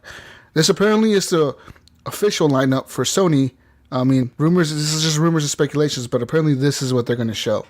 So they got 4 games. I heard they weren't doing like a traditional E3? press conference this year. Really? So they're going to just Yeah. like go up there and talk about 4 games only? Yeah. What the fuck? I wonder. So they're going to right? have a Like- separate event like that day. No, That's their Or that E3. week. That's their E3 showcase. Like, you know how Sony goes like on Monday in the evening, like at 6 p.m.? Yeah, it says here Monday, June 11 at 6 p.m. Pacific Daylight Time. Watch live at PlayStation.com. So, yeah, you can head over there and watch the stream. But apparently that's their thing, right? It says here that Sony will still have some announcements from third-party publishers and independent developers that were working on projects for the PlayStation 4, PlayStation 4 Pro, and PSVR. So apparently the event will start on June 11th at 6 p.m. Pacific time. So guys, I think we're going to be covering that live probably. But yeah, 4 big games. Those are the 4 main games they're going to showcase. So they might have like little trailers of other shit in between. It's kind of weird. But okay. Yeah. It works. I'm excited to see Spider-Man. I'm excited to see The Last of Us 2. The other 2, I'm kind of like over them. I don't really care about Ghost of Tsushima or Death Stranding at all. Like, I'm sorry, Kojima, you're cool, dude, but I don't give a fuck about your game. I don't give a shit. Fuck You the don't care baby. about Norman Reedus and his baby Fuck fetus? the baby in the throat, fucking going down his Oh, stomach whoa, and all hey. that. Like, no, dude. Oh, Like, fucking babies in the throat. don't fuck. I mean, don't fuck a Come baby in on. the throat, but fuck that baby in Norman Reedus' throat. Okay, that's a fucking weird fucking looking game, and I'm just not. I'm interested in it, but I'm not. I'm not even like it's not I don't coming give out a this shit. year. So It ain't gonna come out in the next 3 years, dude. That shit will be out on the PS5 releases. It'll be like an exclusive launch title Right. for the PS5. Anybody who thinks that shit will be out this year or next year is crazy. We're gonna see another trailer next year. Yeah, and it's gonna be like a whole new trailer. Like he changed everything. It's just gonna be a whole different fucking game. It's like what the fuck. this time the baby crawls out of Norman Reedus' Yeah, throat. and it's not even Norman see the Reedus baby anymore. It's On Norman. Reedus's nipple. Norman Reedus is inside Norman Reedus. What does that even mean? That's what it's gonna be. Why is the baby on his butt cheek this time? He's running through the desert. No one understands what Kojima does. He just gets high on LSD and makes games, I think. In other news, Minecraft update brings cross-platform play to the Nintendo Switch on June 21st. Minecraft players on the Nintendo Switch will soon build massive forts and slay monsters with more of their friends. The sandbox phenomenon will get cross-platform support when the Bedrock update arrives on the consoles in June 21st. Wait, You will so now the be able to play. Flintstones are coming to fucking Minecraft. You can now be able to play Minecraft with the Switch, Xbox One, PC, Yeah. mobile, and Minecraft VR, like on the Oculus and the Vive. You can play cross-platforms with any of those people anywhere in the world at any time. Super cool, man. Super cool. The only one that won't get to join the party, of course, is PS4 players. They're stuck by themselves.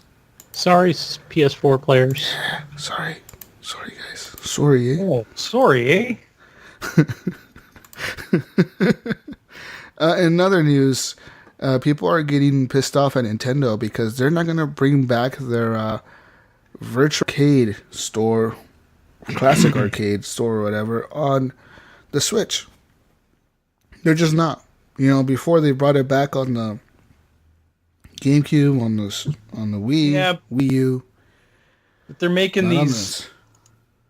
sort of like they're gonna give you those free games now, right? Like Nintendo is pissing me off recently. Like seriously, with the release of fucking Donkey Kong Country, fucking Tropical Freeze at $60, Yeah. and they removed the $20 version off the Wii U store That just so they can sucks. sell you a $60 version of the exact same goddamn game. I will not buy it. I want to play that fucking game, but I'm not buying it unless I get it for like $20. But I won't on pay the- more it's than on the $20 Switch now, for it. bro. It's on the Switch.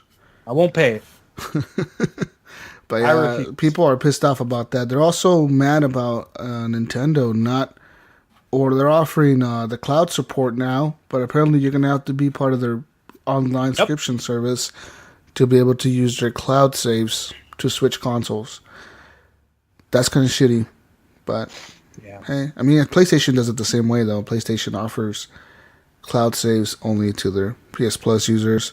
I mean, Xbox, I don't know how they do it. I wonder if they Yeah, offer it but to you know everybody. what? PlayStation, at least you can stick a USB stick in and back up your saves if you wanted to. Yeah, If you really wanted to. You can't do that on the Switch. yeah. There's no way to back up your saves at all other true. than this cloud feature that's coming or to hack your Switch to do it. You know what I mean? That's the only way. And then they're going to make you pay on top of that. That's bullshit. $20 a Another year, thing guys. that's pissing me off about Nintendo. So how does this work? Like, so maybe next year they'll do, well, maybe 6 months from now they'll do the Super Nintendo stuff, and then No, what? here's Like the the thing. Cube after that. Here's the thing. You're only getting NES games right now. Right. Those are the free games you're going to get. Guess what they're not So they're selling just anymore? part of that subscription. Guess what they're not selling anymore? SNES Classic. Yeah. So guess what is still on shelves right now? SNES Classic. Guess what they're not selling you? SNES games.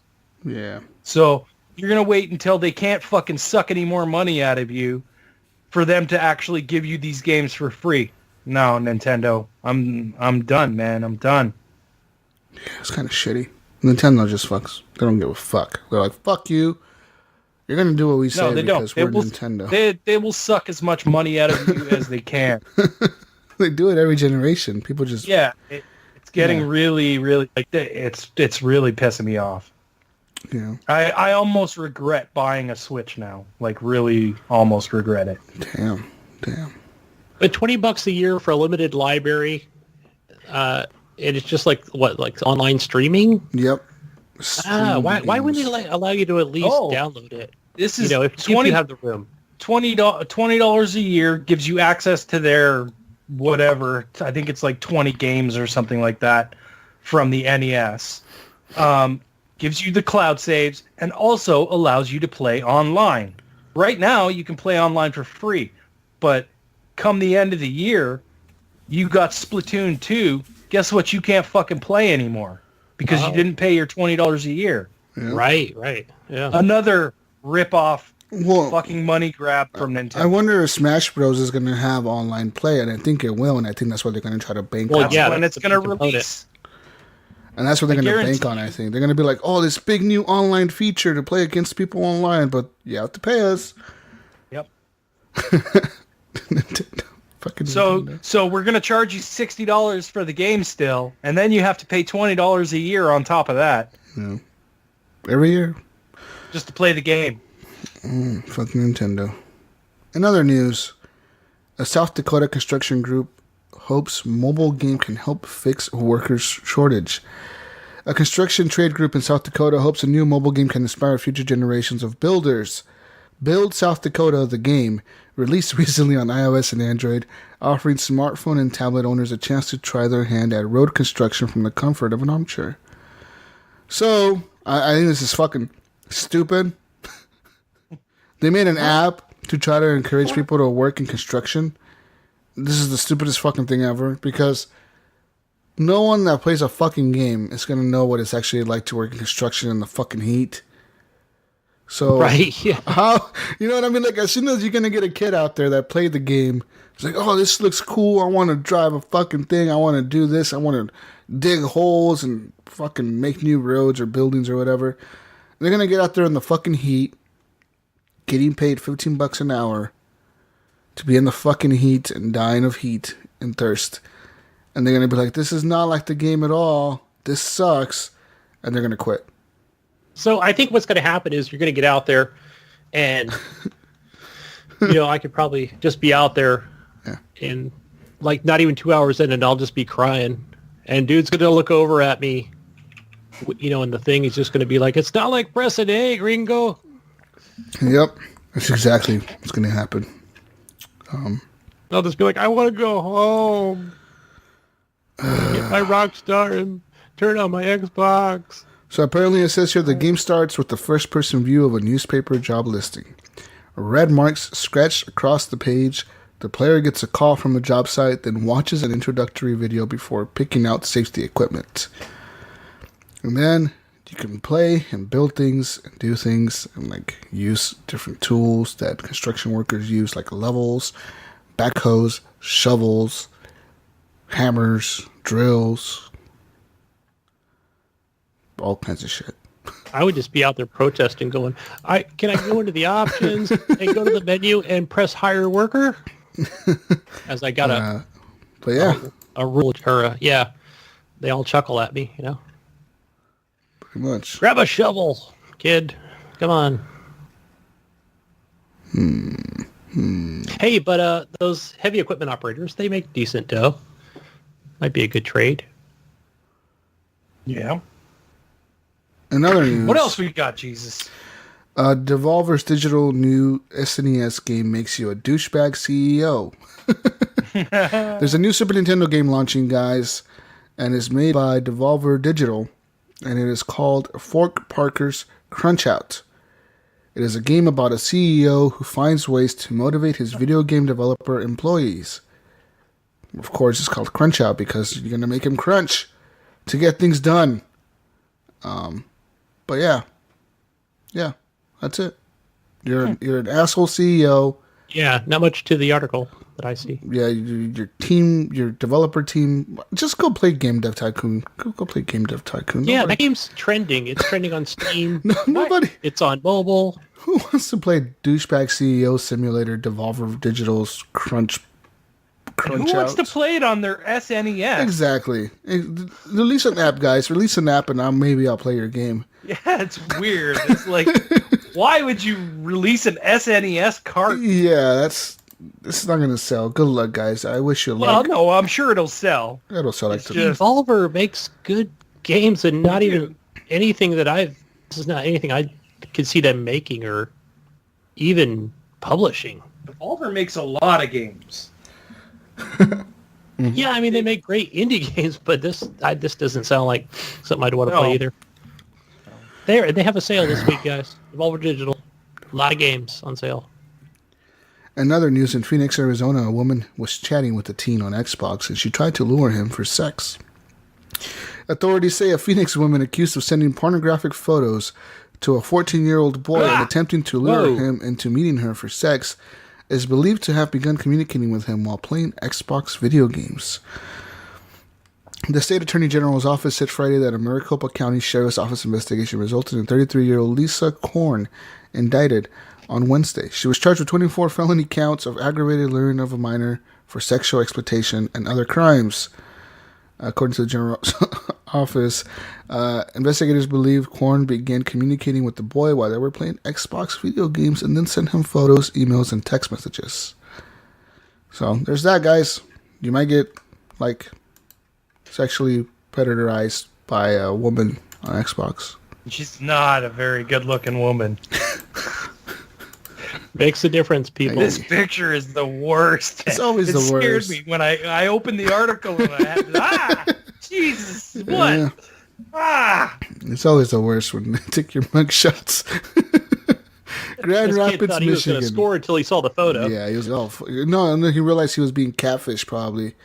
Like, that's her? That's her? What the fuck? Grand Rapids, Michigan, pretty much there's a new ambulance that's being retrofitted with Xbox. An Xbox video game. It'll play Drake lyrics as it drives down the road. It's made for kids. And this has 3 Xbox gaming stations and over 100 colorful lights. Apparently, it's like one of those trailer things that you pull up. And Okay, so it's not games. being used as an No, ambulance, it's not an ambulance. anymore. No, not at all. Okay, this is what You I be thought fucking it was. crazy? And I'm like, You be why are crazy? you putting fucking video game shit in an ambulance where if you're in there, you're probably not in a state where you can play video games? Yeah. I'm just saying. It says here that the stretcher is something long gone, and now the ambulance is retrofitted with 4 TV screens, huge speakers, 3 Xbox gaming stations, and over 100 colorful lights. Yeah. I mean, I would take this, drive it out to a cornfield and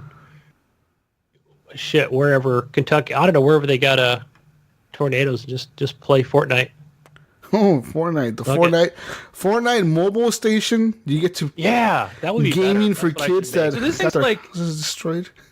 So this thing's like an ice cream truck for video games. Pretty much. I mean, it does look like a paramedic ambulance Rolls up style. in the summertime. It And looks like an ambulance, but it's drives around black with instead lights of on it. white. neighborhood. Pulls into a park lot, just like, come on, play some video games. On the side, it says mobile experience. Is that what it says? Mobile experience. Huh.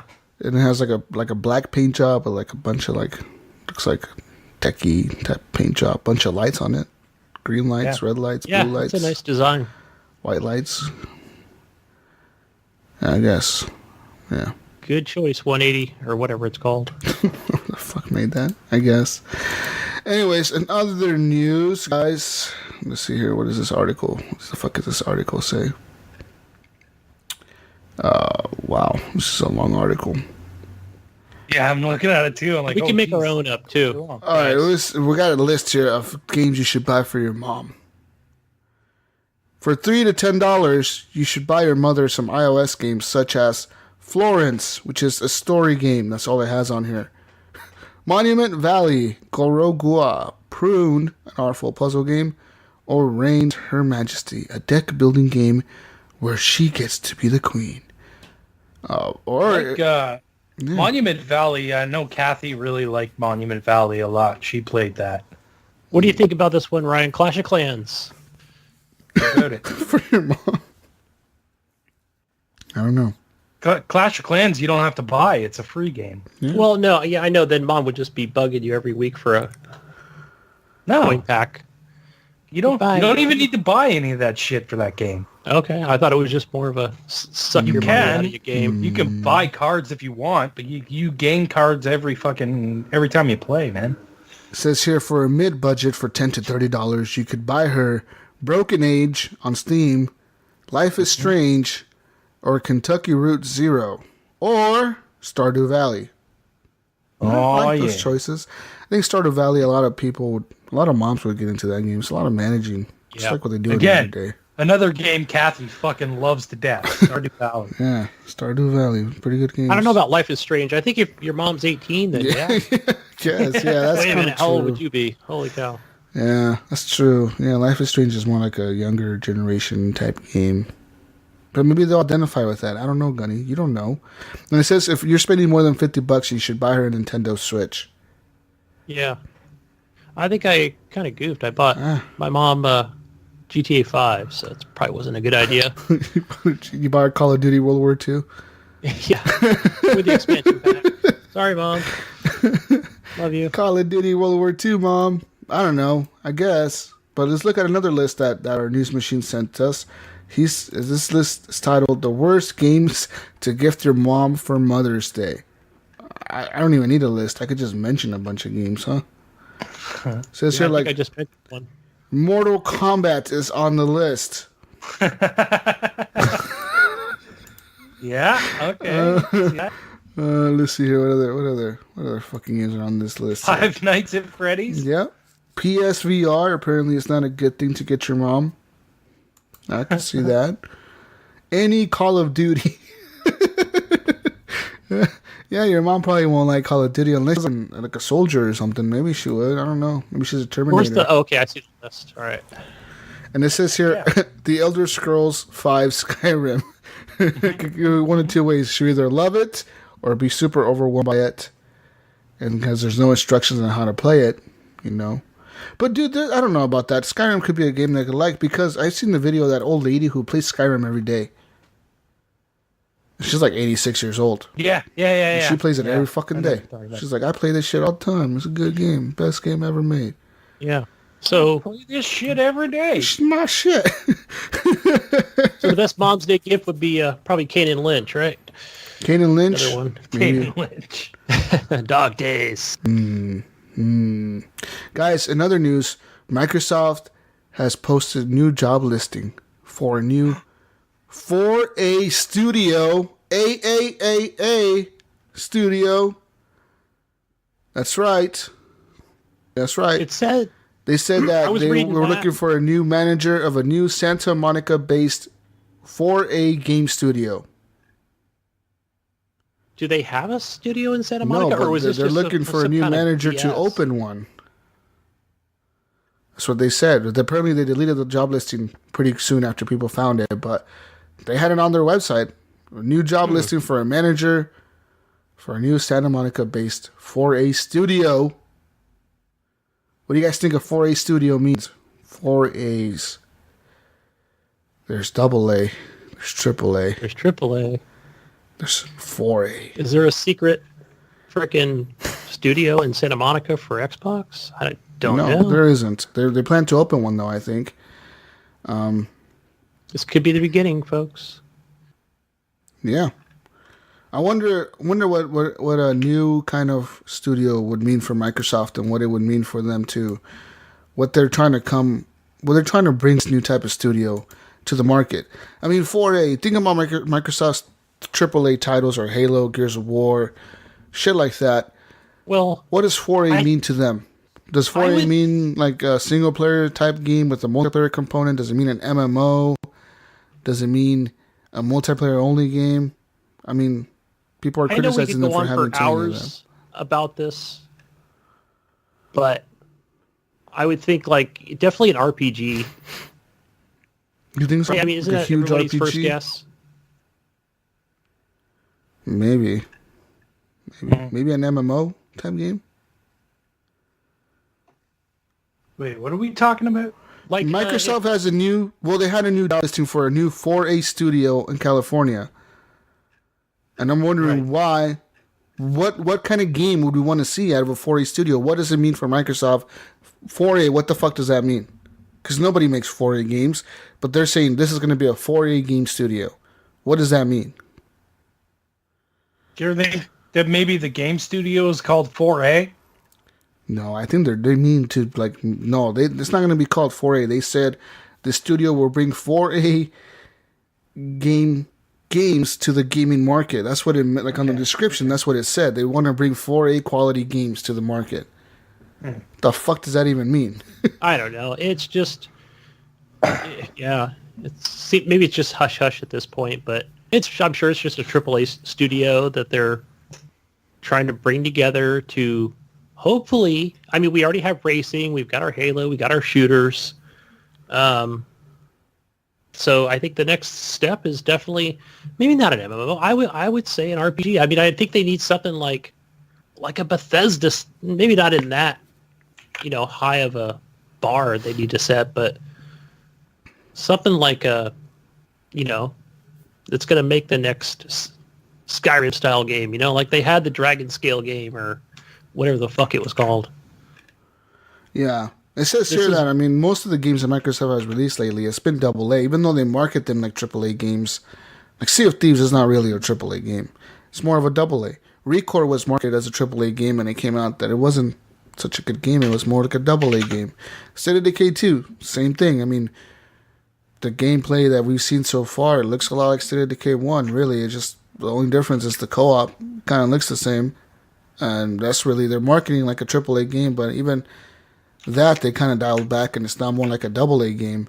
So we're wondering to see what Microsoft could bring to the table. I don't know. I mean, that's just me hoping, wishing that they would come out with something like a Skyrim, like a Fallout, somewhere in that meets that, right? Because we already have a lot of these heavy multiplayer, shooters. We've got our Sea of Thieves over in the UK studios, right? Let's bring a great single player game. Yeah. That's going to be, 30, 40, 50, 60 hours. At any rate, I don't think that we would see anything anytime soon from a studio like this. They say they opened a studio in Santa Monica and they announced it at E3 like, hey, we're building a 4A studio that's going to bring 4A games to you. Don't expect a game in 4 years. I would say at least 4 or 5 years for a game to come out. Yeah. Because you think about God of War, people talk about how God of War is such a great game, but God of War was announced back in 2014. It took 4 years to release it. So it takes a long time to build games that are quality, and that's what Sony does. People criticize Sony for announcing games and not releasing them for years, but when they do release them, they're fucking good games. They're not fucking around. They're letting the studios take time because they're like, okay, yeah, you need more time, we'll give you more time. You need more time, we'll give you more time. Microsoft is more of a company that's like, no, fuck you. Release it next year. We gotta release it. And then they cut corners, and this, Quantum Break happens, Rise happens, shit like that happens, and it's not good. But Sony is taking the opposite approach. They're like, well, no, let's give studios the time they want, the time they need to make any game they want.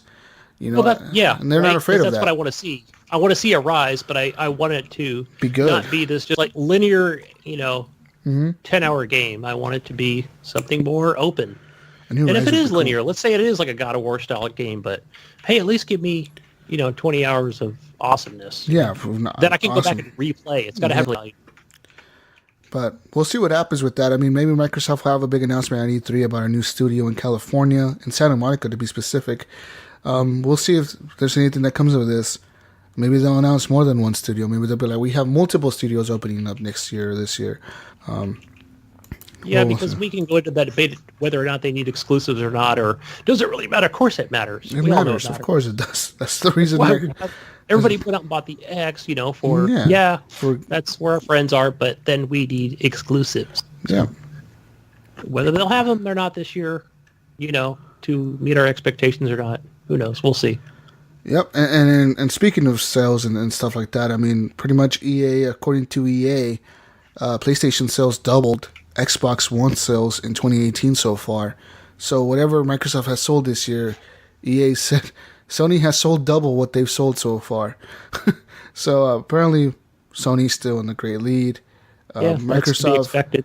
Microsoft sold about 30 million Xbox One consoles by the end of 2017 compared to the 73 million plus PlayStation sold during roughly the same period, according to numbers released by EA Chief Financial Officer Blake Jorgensen. Apparently, Microsoft reached out and said the projections are inaccurate. And it says, regardless, we are focused on delivering amazing gaming experiences to players on all devices, and engagement is our measure of progress. We just announced a record start to the year with Xbox Live monthly active users up 13% to now 59 million active Xbox Live users. It's a lot of users. It's a lot. That is. They've always led in that. Yeah. Xbox Live. According to EA, they expect for fiscal year 2019 for consoles to grow over 130 million consoles sold by the end of the calendar year. So they expect like a lot of more PlayStations to sell and a lot more Xboxes to sell. And that I don't expect a PS5 until 2020. Neither do I. I'm on the same boat as you. When you're doing something right, don't change it. Yep. Why release a new console? Why stop your sales by announcing a new console when you got the sales? You need that HD. You need the Pro to kind of come down in price before announcing the next iteration. Announce a few price cuts and then announce a new console after everybody has the Pro. You know, after everybody's already spent their money once, you want everybody to spend their money. First, Another news: big Xbox releases are coming out this month. State of Decay 2 Ultimate Edition coming out, guys, very soon on May 18th is the Ultimate Edition. May 22nd is the Standard Edition.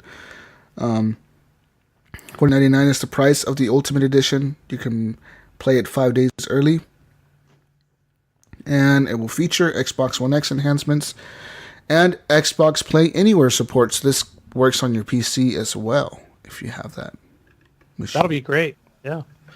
I'm curious as to, of course, my initial plans are, hey, Game Pass, I get to play it. I get to play this game with my current Game Pass, but what else are they offering with this game that's going to be with like that premium edition or that $49 version? I believe $50 for it, I believe you get the copy of the first game. You get a copy of the Year 1 edition of State of Decay. So you get the Year 1 with all the DLC for Year 1. I believe you get access to some kind of DLC packs for State of Decay 2. Don't quote me on that because I'm not 100% sure. But like I said, you also get to play it 5 days early. Yeah, probably not worth it because I have a copy on 360. I have the Ultimate Edition probably on Xbox One. Yeah, because I have the DLC for it. Those periodically go on sale. Yeah. So I think Game Pass is where I'll be. And you get your multiplayer with your Game Pass. Yeah. Which will be great. And I mean, it's all there. I'm going to wait for Game Pass as well. I'm not going to buy this at $50. I don't need the first game anyways. I already have it. So I'll just wait for Game Pass to play it on the 22nd. But like I said, if you want to play this early, you want to play it before everybody else does, buy it now. You'll get access to it this Friday, May 18th, $49.99. It's up to you. I mean, personally, I'd go Game Pass. There is an offline mode, so you do get a single-player story that you can play in offline or online. Mm-hmm. I'm interested to see what the reviews of that game are going to be like. I honestly don't think they're going to be good. I think they'll be mixed, just from what I'm hearing from IGN, GameSpot, other media outlets. The people that loved State of Decay 1 are going to review it good, I think. And the people who were like, okay, State of Decay 1 was fun, but it had problems, and they were expecting them to be fixed by State of Decay 2, those are the people that are going to give it low scores, because I don't think they fixed a lot of the problems. There's a lot of it still there. They don't have motion capture for it. It's all animated motions. Like, that's why the zombies are kind of weird when they run. They're like, because it's all animated. They drew all that. Right. It wasn't motion captured, so I don't think it's going to review very well. So we'll see what happens. Yeah, because like we talked about before with the first one, where they kept everything fairly simple. They didn't try and go too far with. I remember they promised. That's what kept the game running. Yeah, and I remember they promised we're going to add co-op mode eventually, and they never did. They finally added it to this one. Oh no, that sucks. Yeah. Yeah, so You definitely can tell when you play that game. You're like, fuck, they definitely intended this to be co-op. Because it's pretty hard. Because there's so much shit that you have to do to manage. Which and another thing they announced was that, currently to all the game preview people that have played it already have said that in the co-op mode, you can play co-op, of course, in this game up to 4 players can play together, but only the host gets to keep all the progress. Yeah, just like Far Cry. So like, Far Cry, so like if you're like if I invite you, Gunny, and I invite Wingman, I invite Ryan, and you're all playing in my game, and you're building up my base, and things are going awesome. When you guys launch a game and I'm not online anymore, and you want to play by yourself, you have to start all over from the beginning. That's kind of shitty. I don't know. I think it's fine because, because if the other player chooses, because we already know what's going on with this game. So I could say, hey, Mark, Jesus, could you come help me, boost this base up? And they could be like, sure, come on in. And, therefore they know they're helping me and not progressing their selves or their world. Yeah. So, yeah, there's that option. But then there might be a lot of people out there like, what the fuck, man? What's going on with this game? Like, I put, 6 hours into my friend's game, but like I thought it's my world. But yeah, they'll soon find out that it's not true. Yeah. Hopefully those people played Far Cry 5 and got into the Ghost Recon Wildlands style same thing, Yeah, there's a lot of things going to be happening instead of Decay. I'm kind of looking forward. At the same time, I enjoyed the first one, so I kind of know what to expect, and I played a lot of the first one, so I'm kind of expecting the same. I think I'm more curious of the story. Like, do they have more story? Like, what's Because the first one didn't really have a story. Yeah, like the first one was like kind of a shit. Yeah. Yeah. But it was all gameplay, right? And that's what we were after. Kill zombies, blow them up, go where you want. Hey, do you want to complete the game or just continue playing this thing for 15 hours? So like now, they're going to have a bunch of things. Like they're adding a watchtower, they're adding generators, solar array, rain collectors. I mean, all this stuff was in the first game. Like the infirmary was in the first game, the barracks in the first game. But now they're going to add sheltered beds, outdoor beds, staging areas, kitchens. They're going to add forges, armories. That's going to still be there. Sniper towers, field hospitals. You couldn't fast travel, right, between the bases, or could you? I couldn't remember. In the last one, I don't think you could. I think you had to drive everywhere. You had to actually drive over there. Yeah. Right? Yeah. So you had to drive everywhere. And yeah, I was kind of So hopefully they add a lot of fast travel points to this. Well, I think they won't. I honestly think they won't because it's a zombie game, right? Like, you're supposed to be scared to leave the base or, like, the comfort of it, like... You're supposed to have kind of tension. Night, right? Those zombies are going to be harder to kill. Yeah. Right? They get crazier at night. Yeah. They get, like, red eyes at night or whatever, and they're faster, they're smarter. The Rising 3 effect, right? So I'm sure they're going to take some of that from those games. But we'll see. And other things that are going to be releasing for Xbox, you're going to be able to play City Skylines Natural Disasters coming on May 15th on, Xbox. Natural Disasters. So they'll add that to Game Pass? Cool. Yeah. I don't think it'll be on Game Pass. City Skylines itself is on Game Pass, but Natural Disasters is a DLC that you can buy. I bought the Season Pass for it, so I should have it, hopefully. Yeah. So just kind of give you a little preview, Jesus. Mm-hmm. You can set random disasters every time you, even if it's a save game, it'll give you that option. Hey, do you want to set random disasters or yes or no? So even if you click yes, just be wary of any games you have saved that'll be set to that. But then you can quit out of that game, go back to the save game again, and turn them off. Turn it off, yeah. It says here that you might have to prepare for meteor strikes and much more if you want to succeed. City Skylines Natural Disasters will launch on May 15th on Xbox, and it will feature Xbox One X enhancements. And, of course, the game is available on Game Pass. Yeah, and it adds other things, too, like evacuation routes. You can have a disaster response unit. I'm excited. Yeah. It's got other stuff. You choose the routes in which they go and how. My city is going to have a lot of escape routes and shit. I'm hyped, Gunny. I'm hyped. Just remember to make sure that they have supplies like food, medicine, stuff like that. There's some light management in that area, and I can talk to you offline about how that works. Okay. Yeah, your response unit, not your response unit, but your actual base. So Other games that are releasing this week on Xbox. Of course, Descenders is now coming to the Xbox. It throws you into the world of mountain biking, where every jump, whip, and scrub earns you reputation points. The catch, that you might lose it all with just one poorly timed landing. Think of it as a stricter version of the infamous Trials series. Descenders will launch on Xbox Trials One. on bicycles. Okay. An Xbox game preview on May 15th. So there's that. More games like what is it called? Monster Slayers. It's a roguelike deck building adventure with an innovative card-based battle system that lets you customize a deck to suit your playstyle. It will launch on May 18th, priced at $14.99. Those who pre-order the game can get it now for $11.99. So, there you go, guys.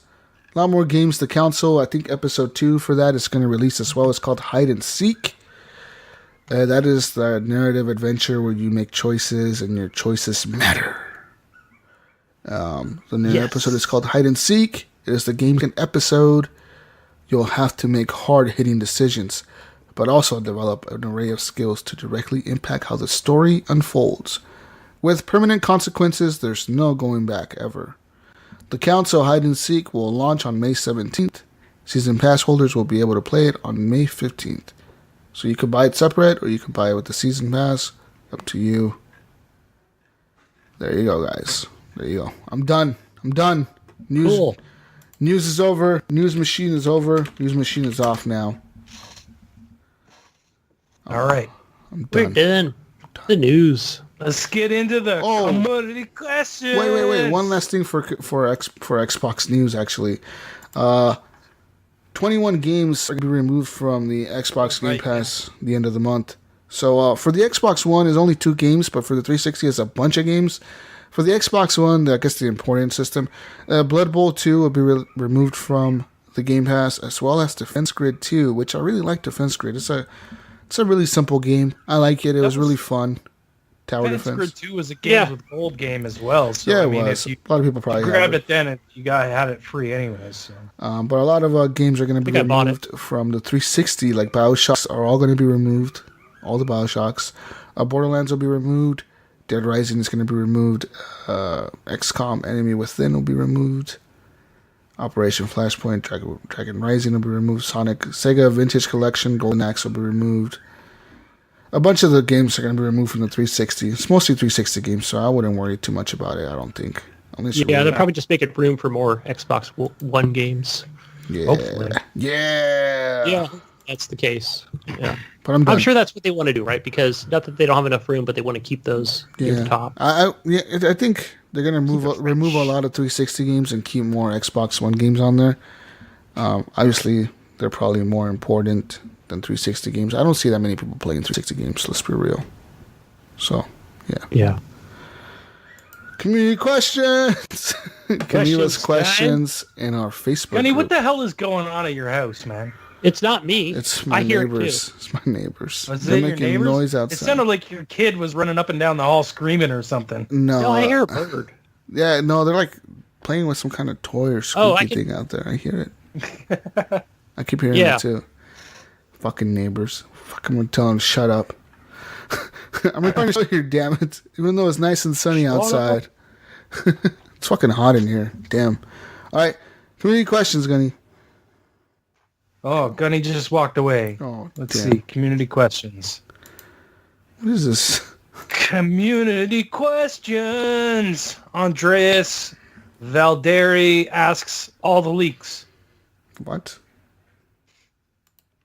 I don't know. That's what Gunny put in. Fuck does this Yes, even mean? all the leaks.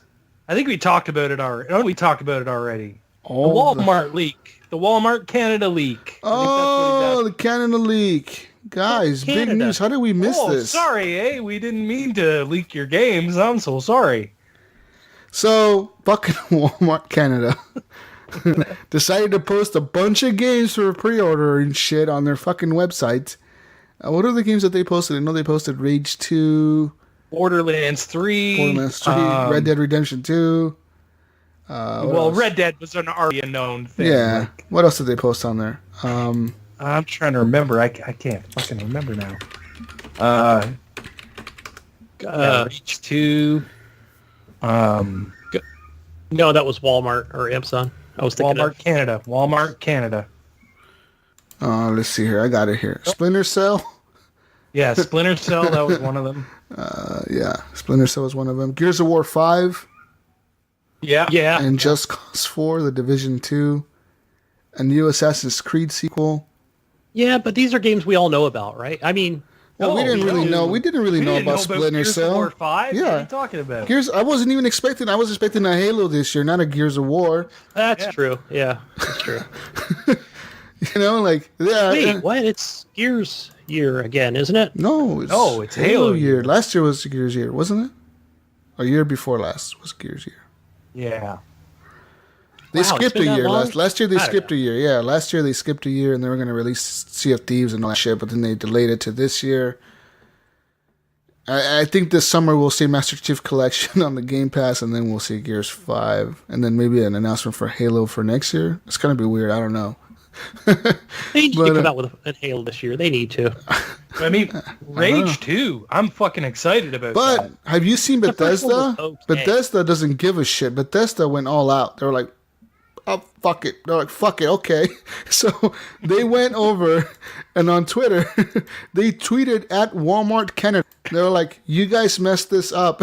And they like drew a bunch of like lines on the box art, and they like, instead of like, they crossed out the way Rage was spelled, like they crossed out the A, and they put like the anarchy symbol A on there. And then, like, the very next hour or so, they released a picture that had the London Tower, the clock, and it was the time was 5:14, so people are taking that as a date, May 14th. So we may see a trailer drop for Rage on May 14th. And they've also been dropping hints left and right. They posted another picture of like this chick standing in line. She looked like one of the Rage characters, and she was just standing in line looking at like kind of an annoyed face, like she's waiting. So like, I think Bethesda just doesn't give a shit. They're like, oh fuck it, guys. We don't. They're like, what are we gonna do? This shit leaked. Let's go crazy on Twitter and just go with it. Just build the hype, and they're doing a good job of it, I think. Because a lot of people, Yeah, they are. A lot of people didn't like it, but I thought it was a pretty damn good game. It was fun, and I'm excited for Rage 2. I think that's going to be, that. Unfortunately, it got leaked because I think that would have been a really big surprise. A lot of people were like, "What the fuck?" Like not something people were expecting. So Yeah, and I think it'll be good, especially if they, they'll have a lot more. I'm sure they've had a lot more time with Rage 2 than they did with 1. well, yeah. Because it killed at the end. Like, it started off good, but it was like, oh, what's going on with this barren wasteland? Nothing. But inside was good with the shooting. Yeah, no, it was a good game. And you had your fucking boomerang stick thing. Yeah, Boomerang was cool. Yeah. Rage, yeah, like they don't give a fuck. They went over to the Walmart website, they screenshotted the posting, and like the community manager for Rage 2 actually, or the community manager for Rage, the original, went over to them and he tweeted at Walmart, he was like, incorrect key art, wrong font, not all caps, with the sad face, and he put another arrow that said like, missing age rating. Yeah. Oh shit, but I don't give a fuck. They leaned into that one. Another things that Walmart leaked was a Forza Horizons 5. Yeah, which is weird, right? Yeah, like that's like a what the fuck? Someone was guessing the name, I guess. Maybe. I don't know. We'll see, guys. Bethesda is always good about releasing games that they announce that same year, like in 3 months.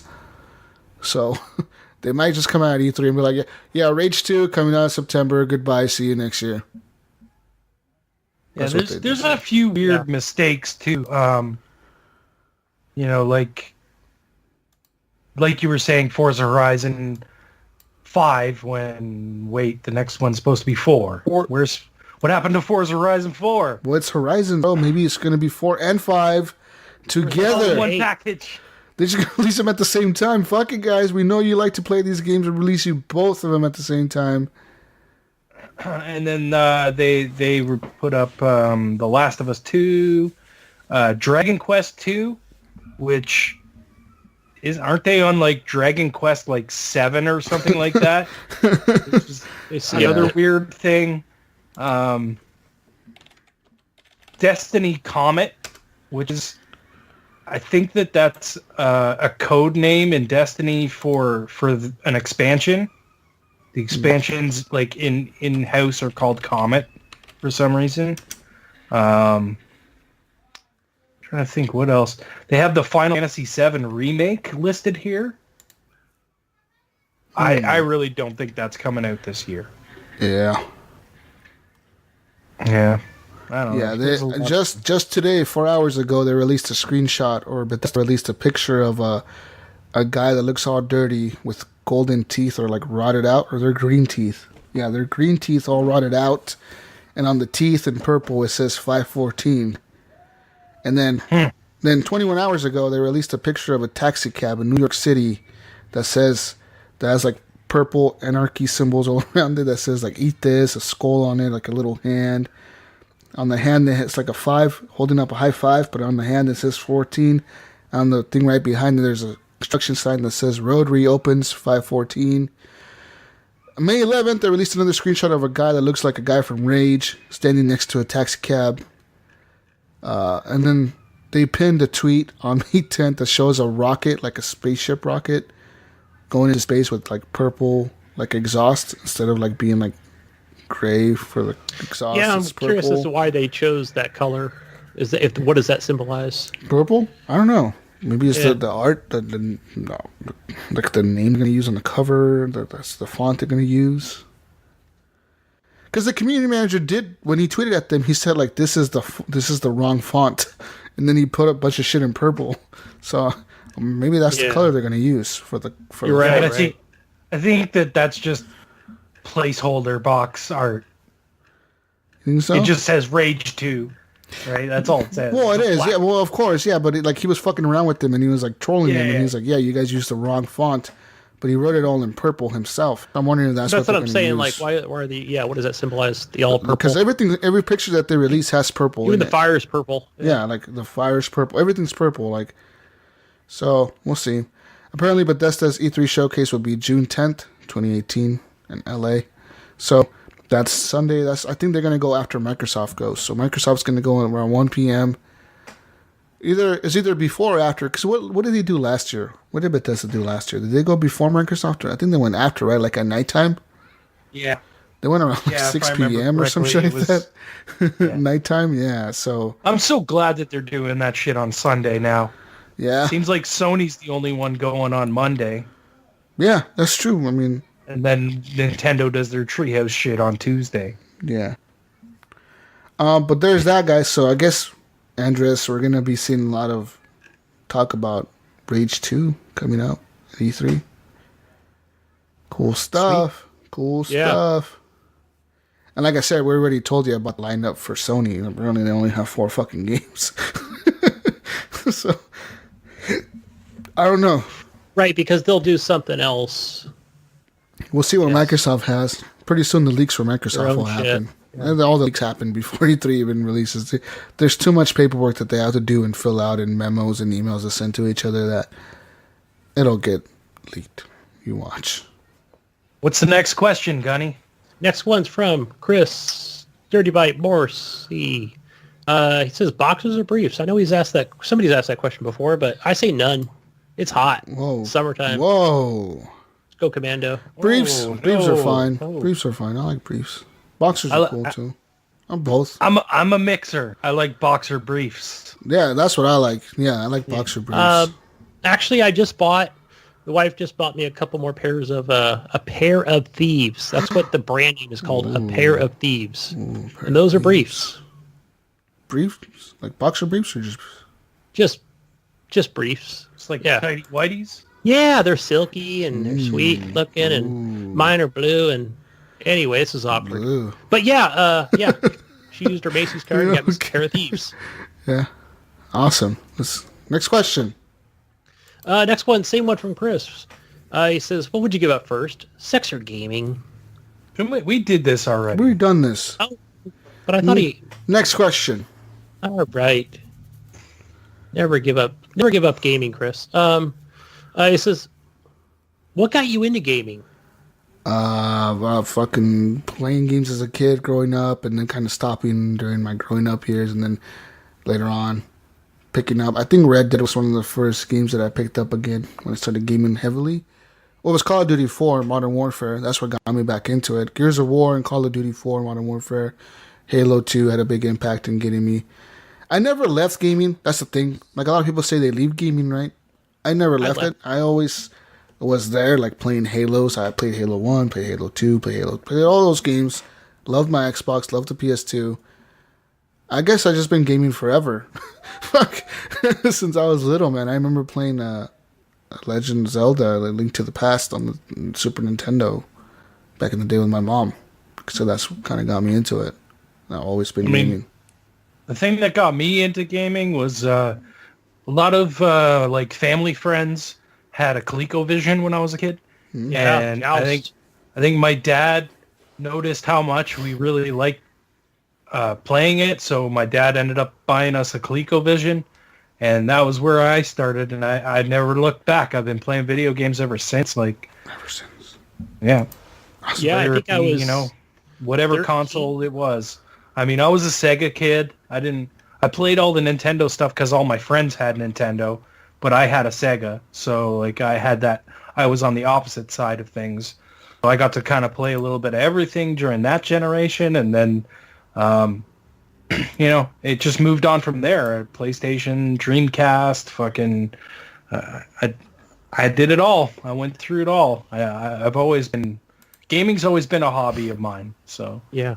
I may have mentioned it on the show before, but I remember me and a friend of mine, I had the NES, and my brother shared one, and my buddy had a ColecoVision. Well, he got that maybe like 6 months later, whenever that came out. So he had the ColecoVision. We'd always play Joust and, I don't know, was it Space Invaders or something similar to that on the ColecoVision? And we'd just play that shit for hours. But I remember... You're talking about Atari. Joust? No, I think Joust was on ColecoVision. It was. Yeah, we'd play that on the Coleco forever. But I'm trying to think of the other space game that we would play on there. And it might have just been like a re-release. Cosmic Avengers, Zaxxon. I'm trying to think what other space shooters. Defender. Yeah, we played Defender on there. But I remember we were going to a friend's house because, you know, we'd spend a lot of time in the arcades on the weekends, and because they were just kind of everywhere, you know, from your local liquor store, grocery store to, you know, any just downtown arcade. I remember back in the day when a fucking burger shop, you'd go into a burger, like one of those burger shops, and they'd always have an arcade in there. Road Ragers or fucking, you know, whatever. There was always Burger Time, you name it. There were...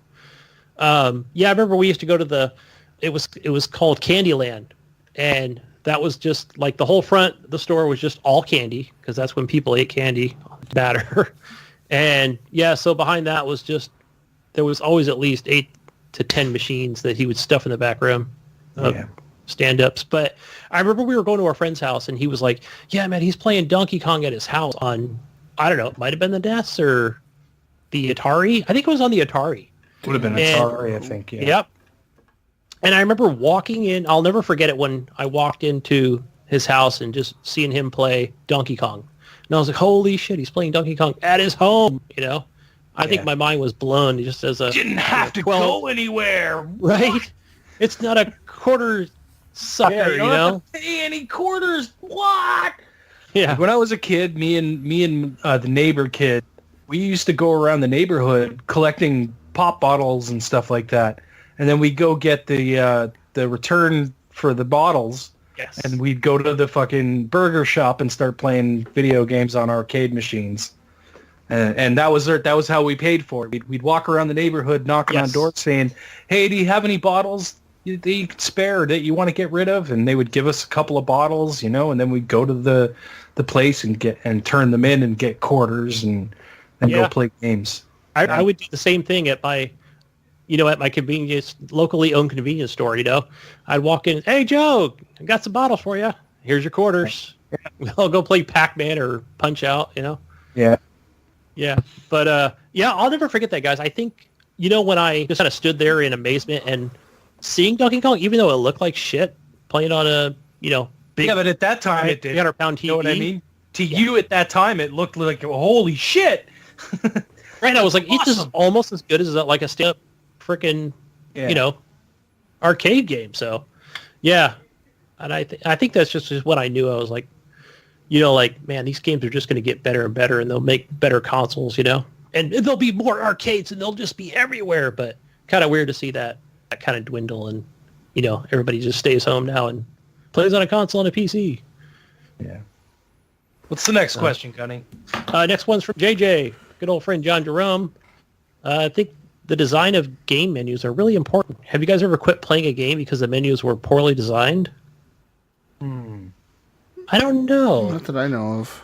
I can't think of any game that... Not quit, but I mean, there's been things that have pissed me off about UIs that, and menus and stuff like that. I can't think of what game it was. It was recent. A menu was like... Monster Hunter, maybe? Oh, yes! Thank because you. that was daunting, right? I mean, wasn't it like, whoa, Too many menus, you know what I mean? And like, what the fuck is going on here? Right? And I get that. Like, it's never made me quit a game, but it's pissed me off about a game. That's for sure. I think playing Ark Evolved, that one just had a strange menu to it as well. Because it didn't tell you what the items were. Well, at least it didn't give a good description. You have to be a fan of that type of game, I think, to get into it. But you, Jesus. I don't have any, man, that I can think of right now. No? No. All right. No, Yeah. nothing. Next one. Sean Fuller says community questions time. Like, I didn't know you wrote German, Sean. Community Anyway, questions. Questions. Sean asks, what favorite childhood cartoon would you like to see returned into a super dope video game? I think they could really do a cool Ren and Stimpy game like South Park Stick of Truth, or maybe Beavis and Butthead. Sean, those are like probably the two. Yeah, I love those. Beavis and Butthead, I would watch that on MTV all the time. I want an Ed, and Eddie. Ed. I don't even know what the fuck that is. Ed, and Eddie. They were on Cartoon Network, bro. Yeah. Jesus Christ, I don't even know what that is. You're too old to know what Ed, and Eddie was. Well, I definitely know That's what your Ren and Stimpy are. That's your generation. Yeah, those were cool. I also wanted I was going to say a Spider-Man video game, but Spider-Man video games are already made. Yeah. Batman video games are already made. I'd like to see Futurama? Is that a video game? It probably is. Like, how about a Mask video game? The Mask. Yeah.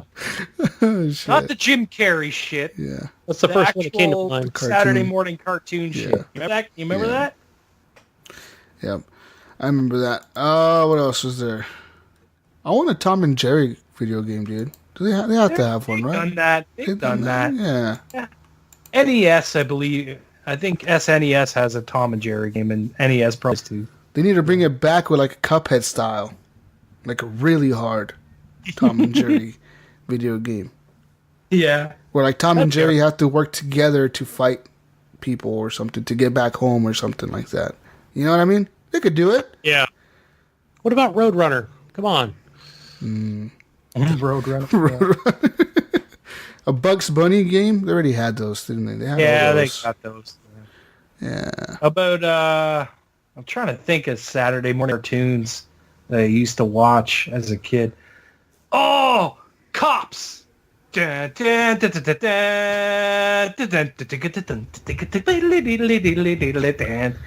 that show? No. You don't remember that show? What the fuck are you talking about? I'm sure if you said a screenshot, man. I'd be like, oh, yeah. Yeah. Somewhere so short-lived on there. Hey, you know what I want to see, guys? And I think the series to me died, but I was watching the movie that The Rock did just at a customer stop, and I was like, whatever happened to G.I. Joe as like in a video game series? Wait, what the you fuck ready? ever happened to them? Huh? Ready for this? Hang on, give me a second. Where's my snake? Where's my G.I. Joe? I don't know. Right? Yeah, what I mean, fighting crime in a future time. Protecting Empire City from Big Boss. there you go. Yeah. Right? Wasn't that a good cartoon?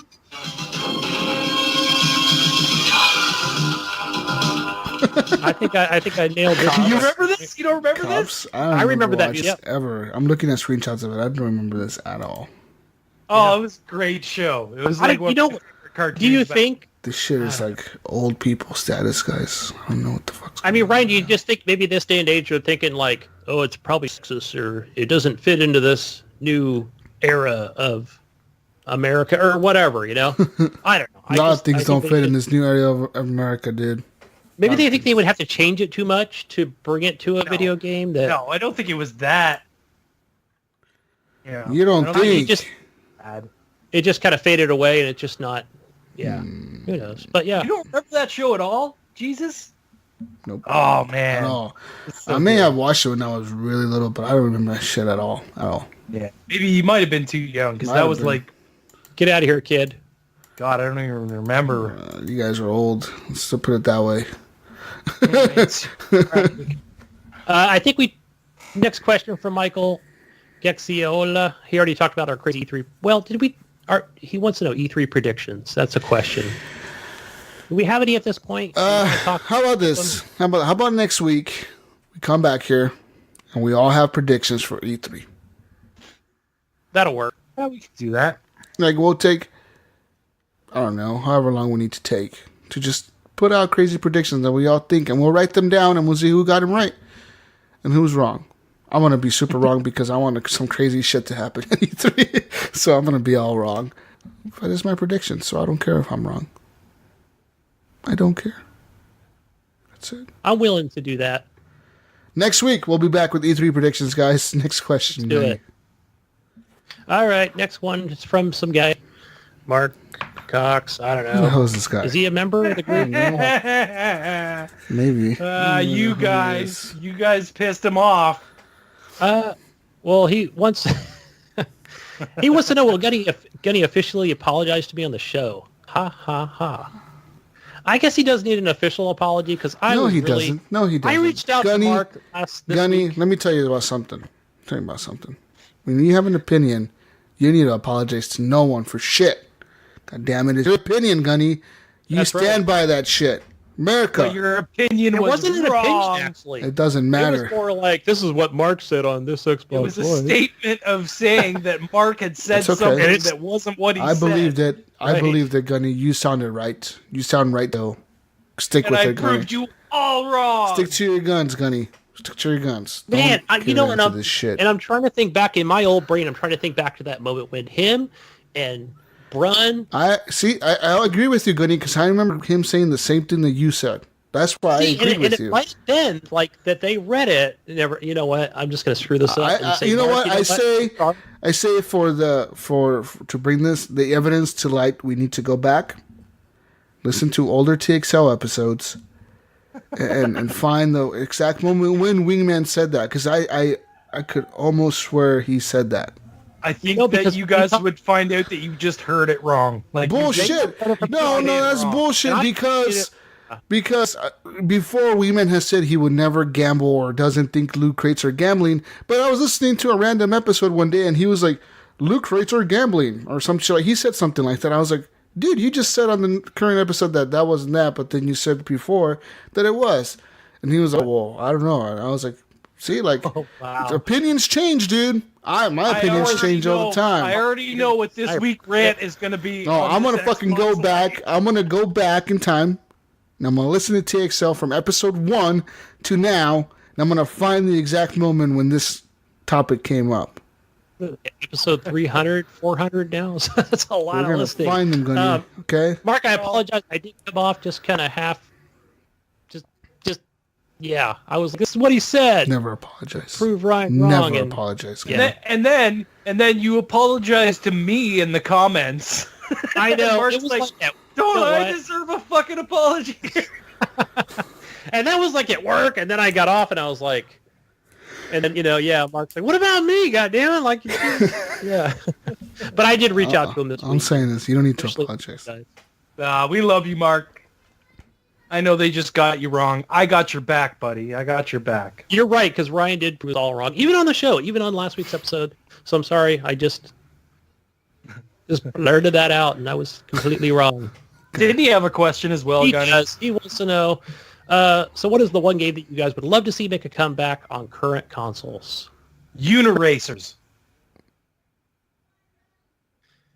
Okay. Wow. Should I edit in crickets there? Okay. I guess. Thinking of, what about Spy Hunter? Is that even on? They did that on 360 and it didn't go very well. Really? I don't think it even ever came out. I think it got canceled. I don't Oh, it did. It got canceled. I remember. It might have been in some kind of... Yeah. They were working on a Spy Hunter game on 360 and then it got canned. I want a new, what's that game that Microsoft used to make on the Xbox? The big robot mech game. Mech Warrior? Or Chrome Hounds? Chrome Hounds. I want a Chrome Hounds, man. Yeah? I think they could do a good Chrome Hounds. I think the team at Titanfall, Respawn, can make good Chrome Hounds. Oh, shit. Yeah, they could. Oh, wow, I didn't even think about Yeah, that. That would be Titanfall fucking 2. cool, dude. They could totally make a cool, like, just imagine them, like, fuck guys, we're, like, mixing Titanfall and Chrome Hounds together, but they're pretty much almost the same thing, kind of. Fuck it, let's do it. And they just release it as an exclusive for Microsoft. They would have to pay a lot of money to EA to have Respawn work on that, but it could be done. I want Uniracers, like I said. You guys don't know what that game is, do you? No. You don't? What's it called? It was a racing game, and you were on a little unicycle. Oh, God. And you, like, did all these fucking crazy loops, and track spun in different directions, and No. I want to see that redone. Look it up, Uniracers. It was an SNES game. It was fucking cool. And the other game, I've said it before, I'll say it again, Road Rage.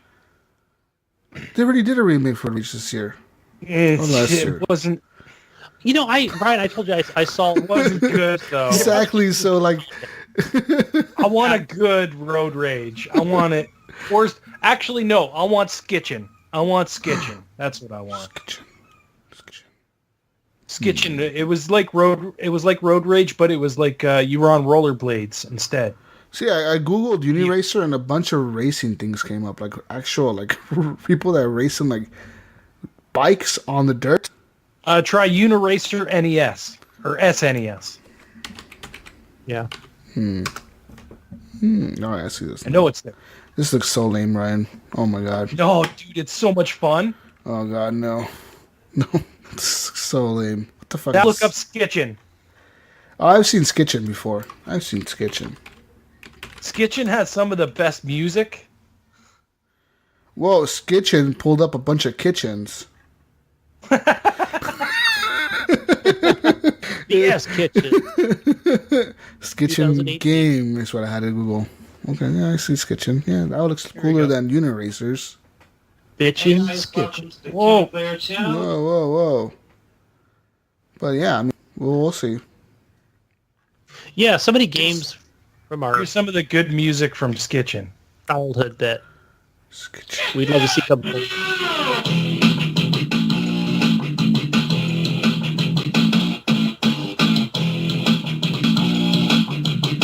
Alright, enough of that shit.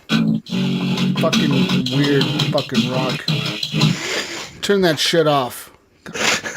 No, Skitchin was great. You were on rollerblades and you hooked onto the back of cars, and then you had like bats and chains and stuff, just like you would in Road Rage. So you were like trying to get to first place, and there was a bunch of other guys on rollerblades, and you were trying to knock them down and fucking get first place before, and not get fucking killed on your way there. It's a great game. It's really hard to find game, like to try and find the Genesis version of it. But. You know, it's funny. I was talking about a monster truck game, to bring that back. But then I saw their PS4 actually has one. They have the license for it. I was like, damn it. Another game I can't play that they just released, like, I don't know, within this year, actually. What do you mean? Monster Jam. I was talking a few back about, bringing that to consoles or, us having a new one. But I saw that PS4 does have a Monster Jam game. I'm pretty sure that was on Xbox as well. I don't think it was. Oh, was it? Okay. And I just missed it on there? Okay. I don't Maybe think it was very good, Gunny. You know what I want? Actually, now that I think about it, I want a new Destruction Derby. Yeah. You remember that? You got in the arena with your car and you had to fucking smash the other guys up? Yeah. That Dude, would be a I good- want a new PsyOps game. That game was fucking cool. I really like that game. I bring it up a lot because I really enjoy that fucking game. I thought it was going to be a piece of shit because I got it as a gift for Christmas or something. Someone gave me. PsyOps. What? And I was like, this is so fucking... It looks so stupid. The cover looks retarded as shit, but the game is fun. It's cool, man. Like, it's like a...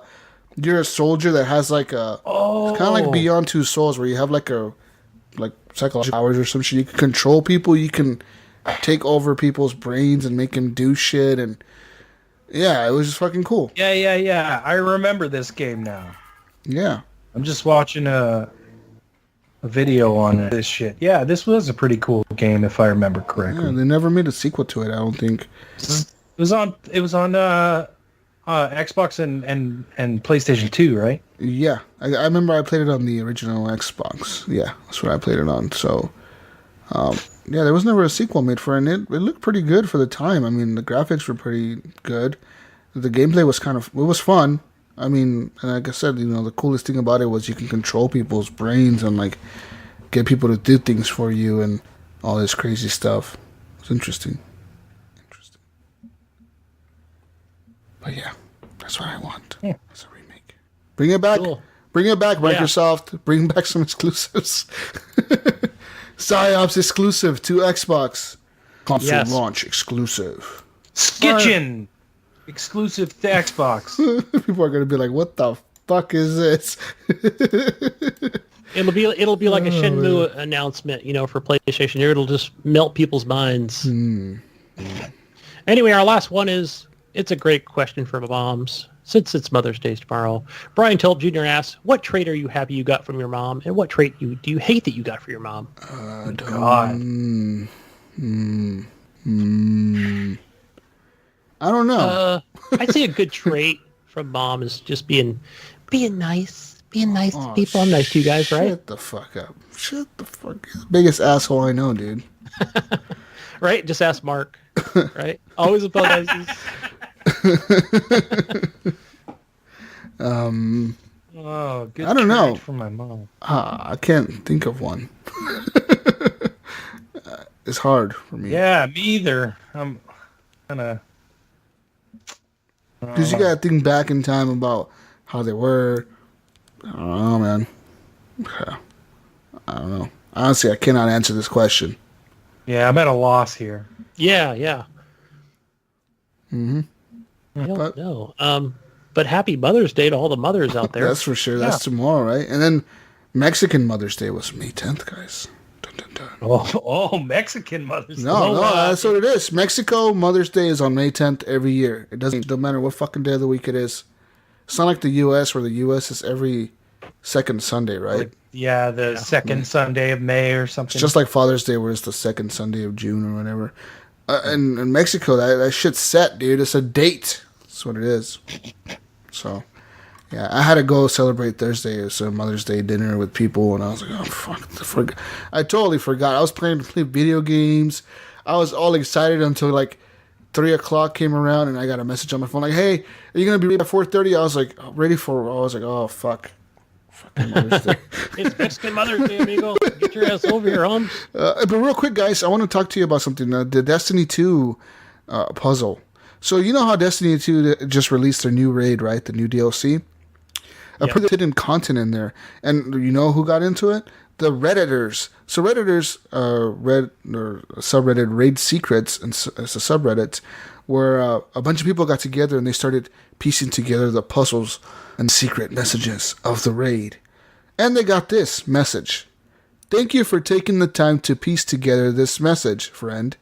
The time of our final conflict is drawing closer, and you and Anna have an important role to play in the events to come. So watch over her, Guardian. I would have no life without Anna or the EXO program. I regret that we have become strangers, but we each have a path that we must walk. And ironically, there never seems to be enough time. Tell her Rasputin's first attempt was in the right location, but the wrong moment. Look here, and then it gives some coordinates like 43.54, blah, blah, blah, blah. Coordinates in real life. So, one guy who goes by the Redditor name of, what the fuck's his name? I Love Science. I_love_science. He went to this location. He Googled it. He put the coordinates into a GPS. Pretty much in upstate New York. And he found a secret hidden stash. Ooh. It was a black tube that had a Destiny emblem on it. He opened it up and he found inside a spear based on the Valkyrie, which is a weapon you can find and temporarily use during certain missions in Destiny 2 and activities in the Warmind DLC. So he got a spear, like an actual, it's like a full-size fucking spear in there. And on top of that, he found a box with gold coins, along with the instructions asking the finder to only take one gold coin. He also found a set of notes and a journal for recording visitors. The note from the Warmind design lead Rob Gallerani says it encouraged the finders to share photos of the discovery and told them there are only 3 spears like that in existence in the world. One is over at Vicarious Visions, one is at Bungie, and the one that he found is the 3rd one. Wow, that's cool. Yeah, so that's pretty cool from the Destiny team. That's pretty fucking cool. Alright, I'll give him that. Yeah. Good on you, Bunny. It's awesome. So, leave it up. What blows my mind is people on Reddit can, like, if you put a bunch of people together, they have a crazy imagination and can figure shit out. They do shit like this. And they figure this out. You know what I mean? Like, that's that's what I think is crazy. Like, you could just put secret little hidden shits inside a game, and people will take all that and piece it together some way, somehow. And yeah, dude, this is what happened. That's crazy. 1,000 minds are better than one. That is crazy, dude. Anyways, that was my Destiny 2 talk for the show. Always Destiny 2. Early, see? Yeah, that's Destiny 2 talk is always there. It's always there. But yeah. Anyways, we're done. See, it's a good way to end the show, right? Anyways, you can find our Facebook group over on Facebook. Head over to Horrible Gamers Podcast as a page. There's a link in there for the group. Join the group, and it's a closed group, so that means nothing you post in there gets shown to your feed. It only shows in the group. Also, you can always email us at feedback@horriblegamers.com. That's feedback@horriblegamers.com. Find us on iTunes. Find us on Google Play. Subscribe, follow, all that good stuff. Share us with your friends. It's the best way to get the word about the show. Do that. Spread us around. Tell your friends, like, hey, you like podcasts, you like video games, you listen to these guys. Don't be a pussy. Listen to them. And then he'll come and listen to us. So do that. And, follow me on Xbox. My gamer tag is Jesus Walks a Lot. Jesus Walks a Lot. Spelled just the way it sounds. On PSN, my gamer tag is G, the letter G, S-U-S, Walks a Lot. Because fuck you, Sony. You don't let me put my real name, you fucking assholes. And anti-religious. Yeah, that's what it was based on. It said, like, are yours offensive? I was like, what? What? You telling me my first name is offensive to people? You can fuck right off if my first name is offensive to you. Anyways, like, I wanted to email Sony so bad and be like, fuck you guys, you are offending me by not letting me put my name. See, you could make a story out of that, Jesus. I could go like to them and I should go to Twitter and bash them. Oh, I should, huh? I should go to Kotaku and be like, hey, these assholes. It'll go viral. These motherfuckers don't let me use my name on PSN. Hashtag racist Sony. Oh shit! I got a story, guys. I'm gonna go to Twitter right now. I'm gonna tweet at them. You are racist for not letting me use my name. Just call them homophobic, xenophobic. Just give them the whole. They assume my gender and they assume my religion and they assume my name is offensive. I will pick up. How dare you? Pitchfork, Jesus, and follow you. You'll follow me into the battle of anti-Sony hates. Yes, guys. You can find me on Xbox Live, Steam, and PSN under Gib8777. And then I'll put that Microsoft let me use my name, and they didn't let me use my name. And I'll even tag like Microsoft in the post too. I'll be like, you guys let me use this name. They didn't. Microsoft loves me. You hate me. And then Microsoft will invite me to E3. Yes. It'll be big. Where can they find you? This. Oh, go over to Xbox Live and on Steam and find me under Gunny Chief. Well, now he's One Irish. G-U-N-N-Y. He's a leprechaun, guys. And go play Ryan's game. Road to Ryan's home. He turned into a leprechaun, guys. Shit. I don't know what just happened. Gunny is a leprechaun. He has a golden pot next to him. Gunny, put What that down. does Gidget say, Finding a Jesus? rainbow. Peace out, Brussels sprouts. I'll see you next week on the next edition of the Horrible Gamers podcast, the Jesus Goes Off on Sony edition. Bye. Bye, people. Bye. Twitter. Clean your controllers and go to bed. I was in bed at like fucking 10 o'clock last night, man. I was Were you? exhausted. I stayed up. Long week. I was up till like 2 playing games. Yeah. 2:30ish, almost 3. What's up, John Jerome? Yeah, you're behind the scenes, buddy. Story show.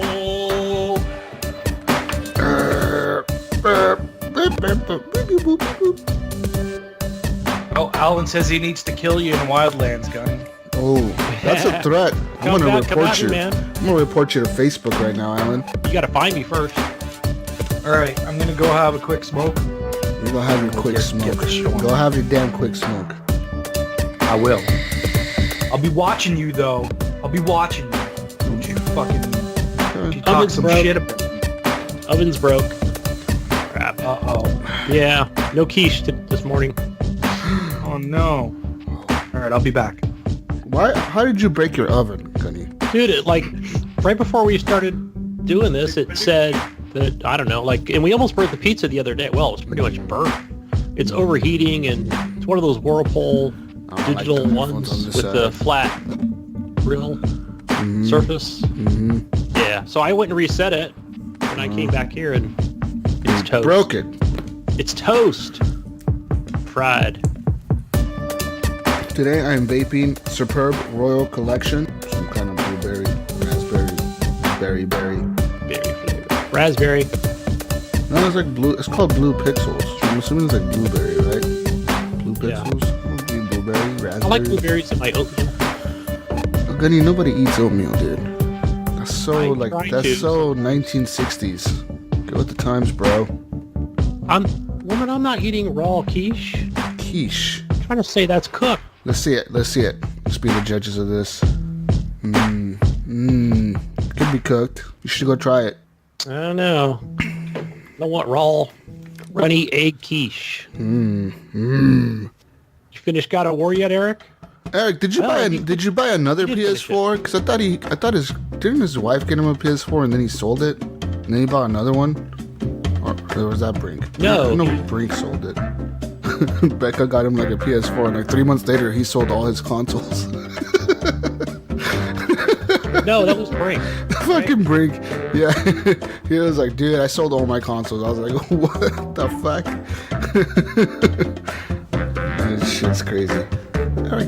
Eric, get on the show. What are you doing in the chat? Get on the show, fucking Yeah. goddamn liar. You don't Skype miss us. You don't fucking miss us. If you missed us, you'd be like, guys, I want to be on the show. What are you doing on Saturday? Are you installing cable or what? Yeah, no one installs cable on Saturday. No one does that. Nobody works on Saturday in America. America. Fuck yeah. This is America. You work on a Saturday. Fuck yeah. Damn ass to work on Saturday. I'm on my lunch. What kind of lie is this? You're on your lunch? Eric's working in the rain. Yeah, it's warm here in Northern California. Eric, you should go home. That's illegal. You shouldn't be able to work in the rain. Yeah, you That's dangerous. shouldn't be working in the You rain. tell your boss that you don't feel safe working in the rain. You feel offended. They're making you work in the rain. You identify as a non-rain person, and you will not work. Do you think I am some kind of rain worker? You identify as a witch and you will melt in the rain? And if they fire you, you could just sue them. Yeah, No big deal. it's all good. And if they fire you, then you can come back and do the podcast. Yeah. Okay, guys, I'm ready. All right. The machines are ready. Everything's fired up. Everything's greased up. Got everything patched, ready to go. I thought this thing was recording. What happened? Oh, Jesus Christ, Gunny. It recorded 3 minutes and then it stopped. Yeah. Let me restart this.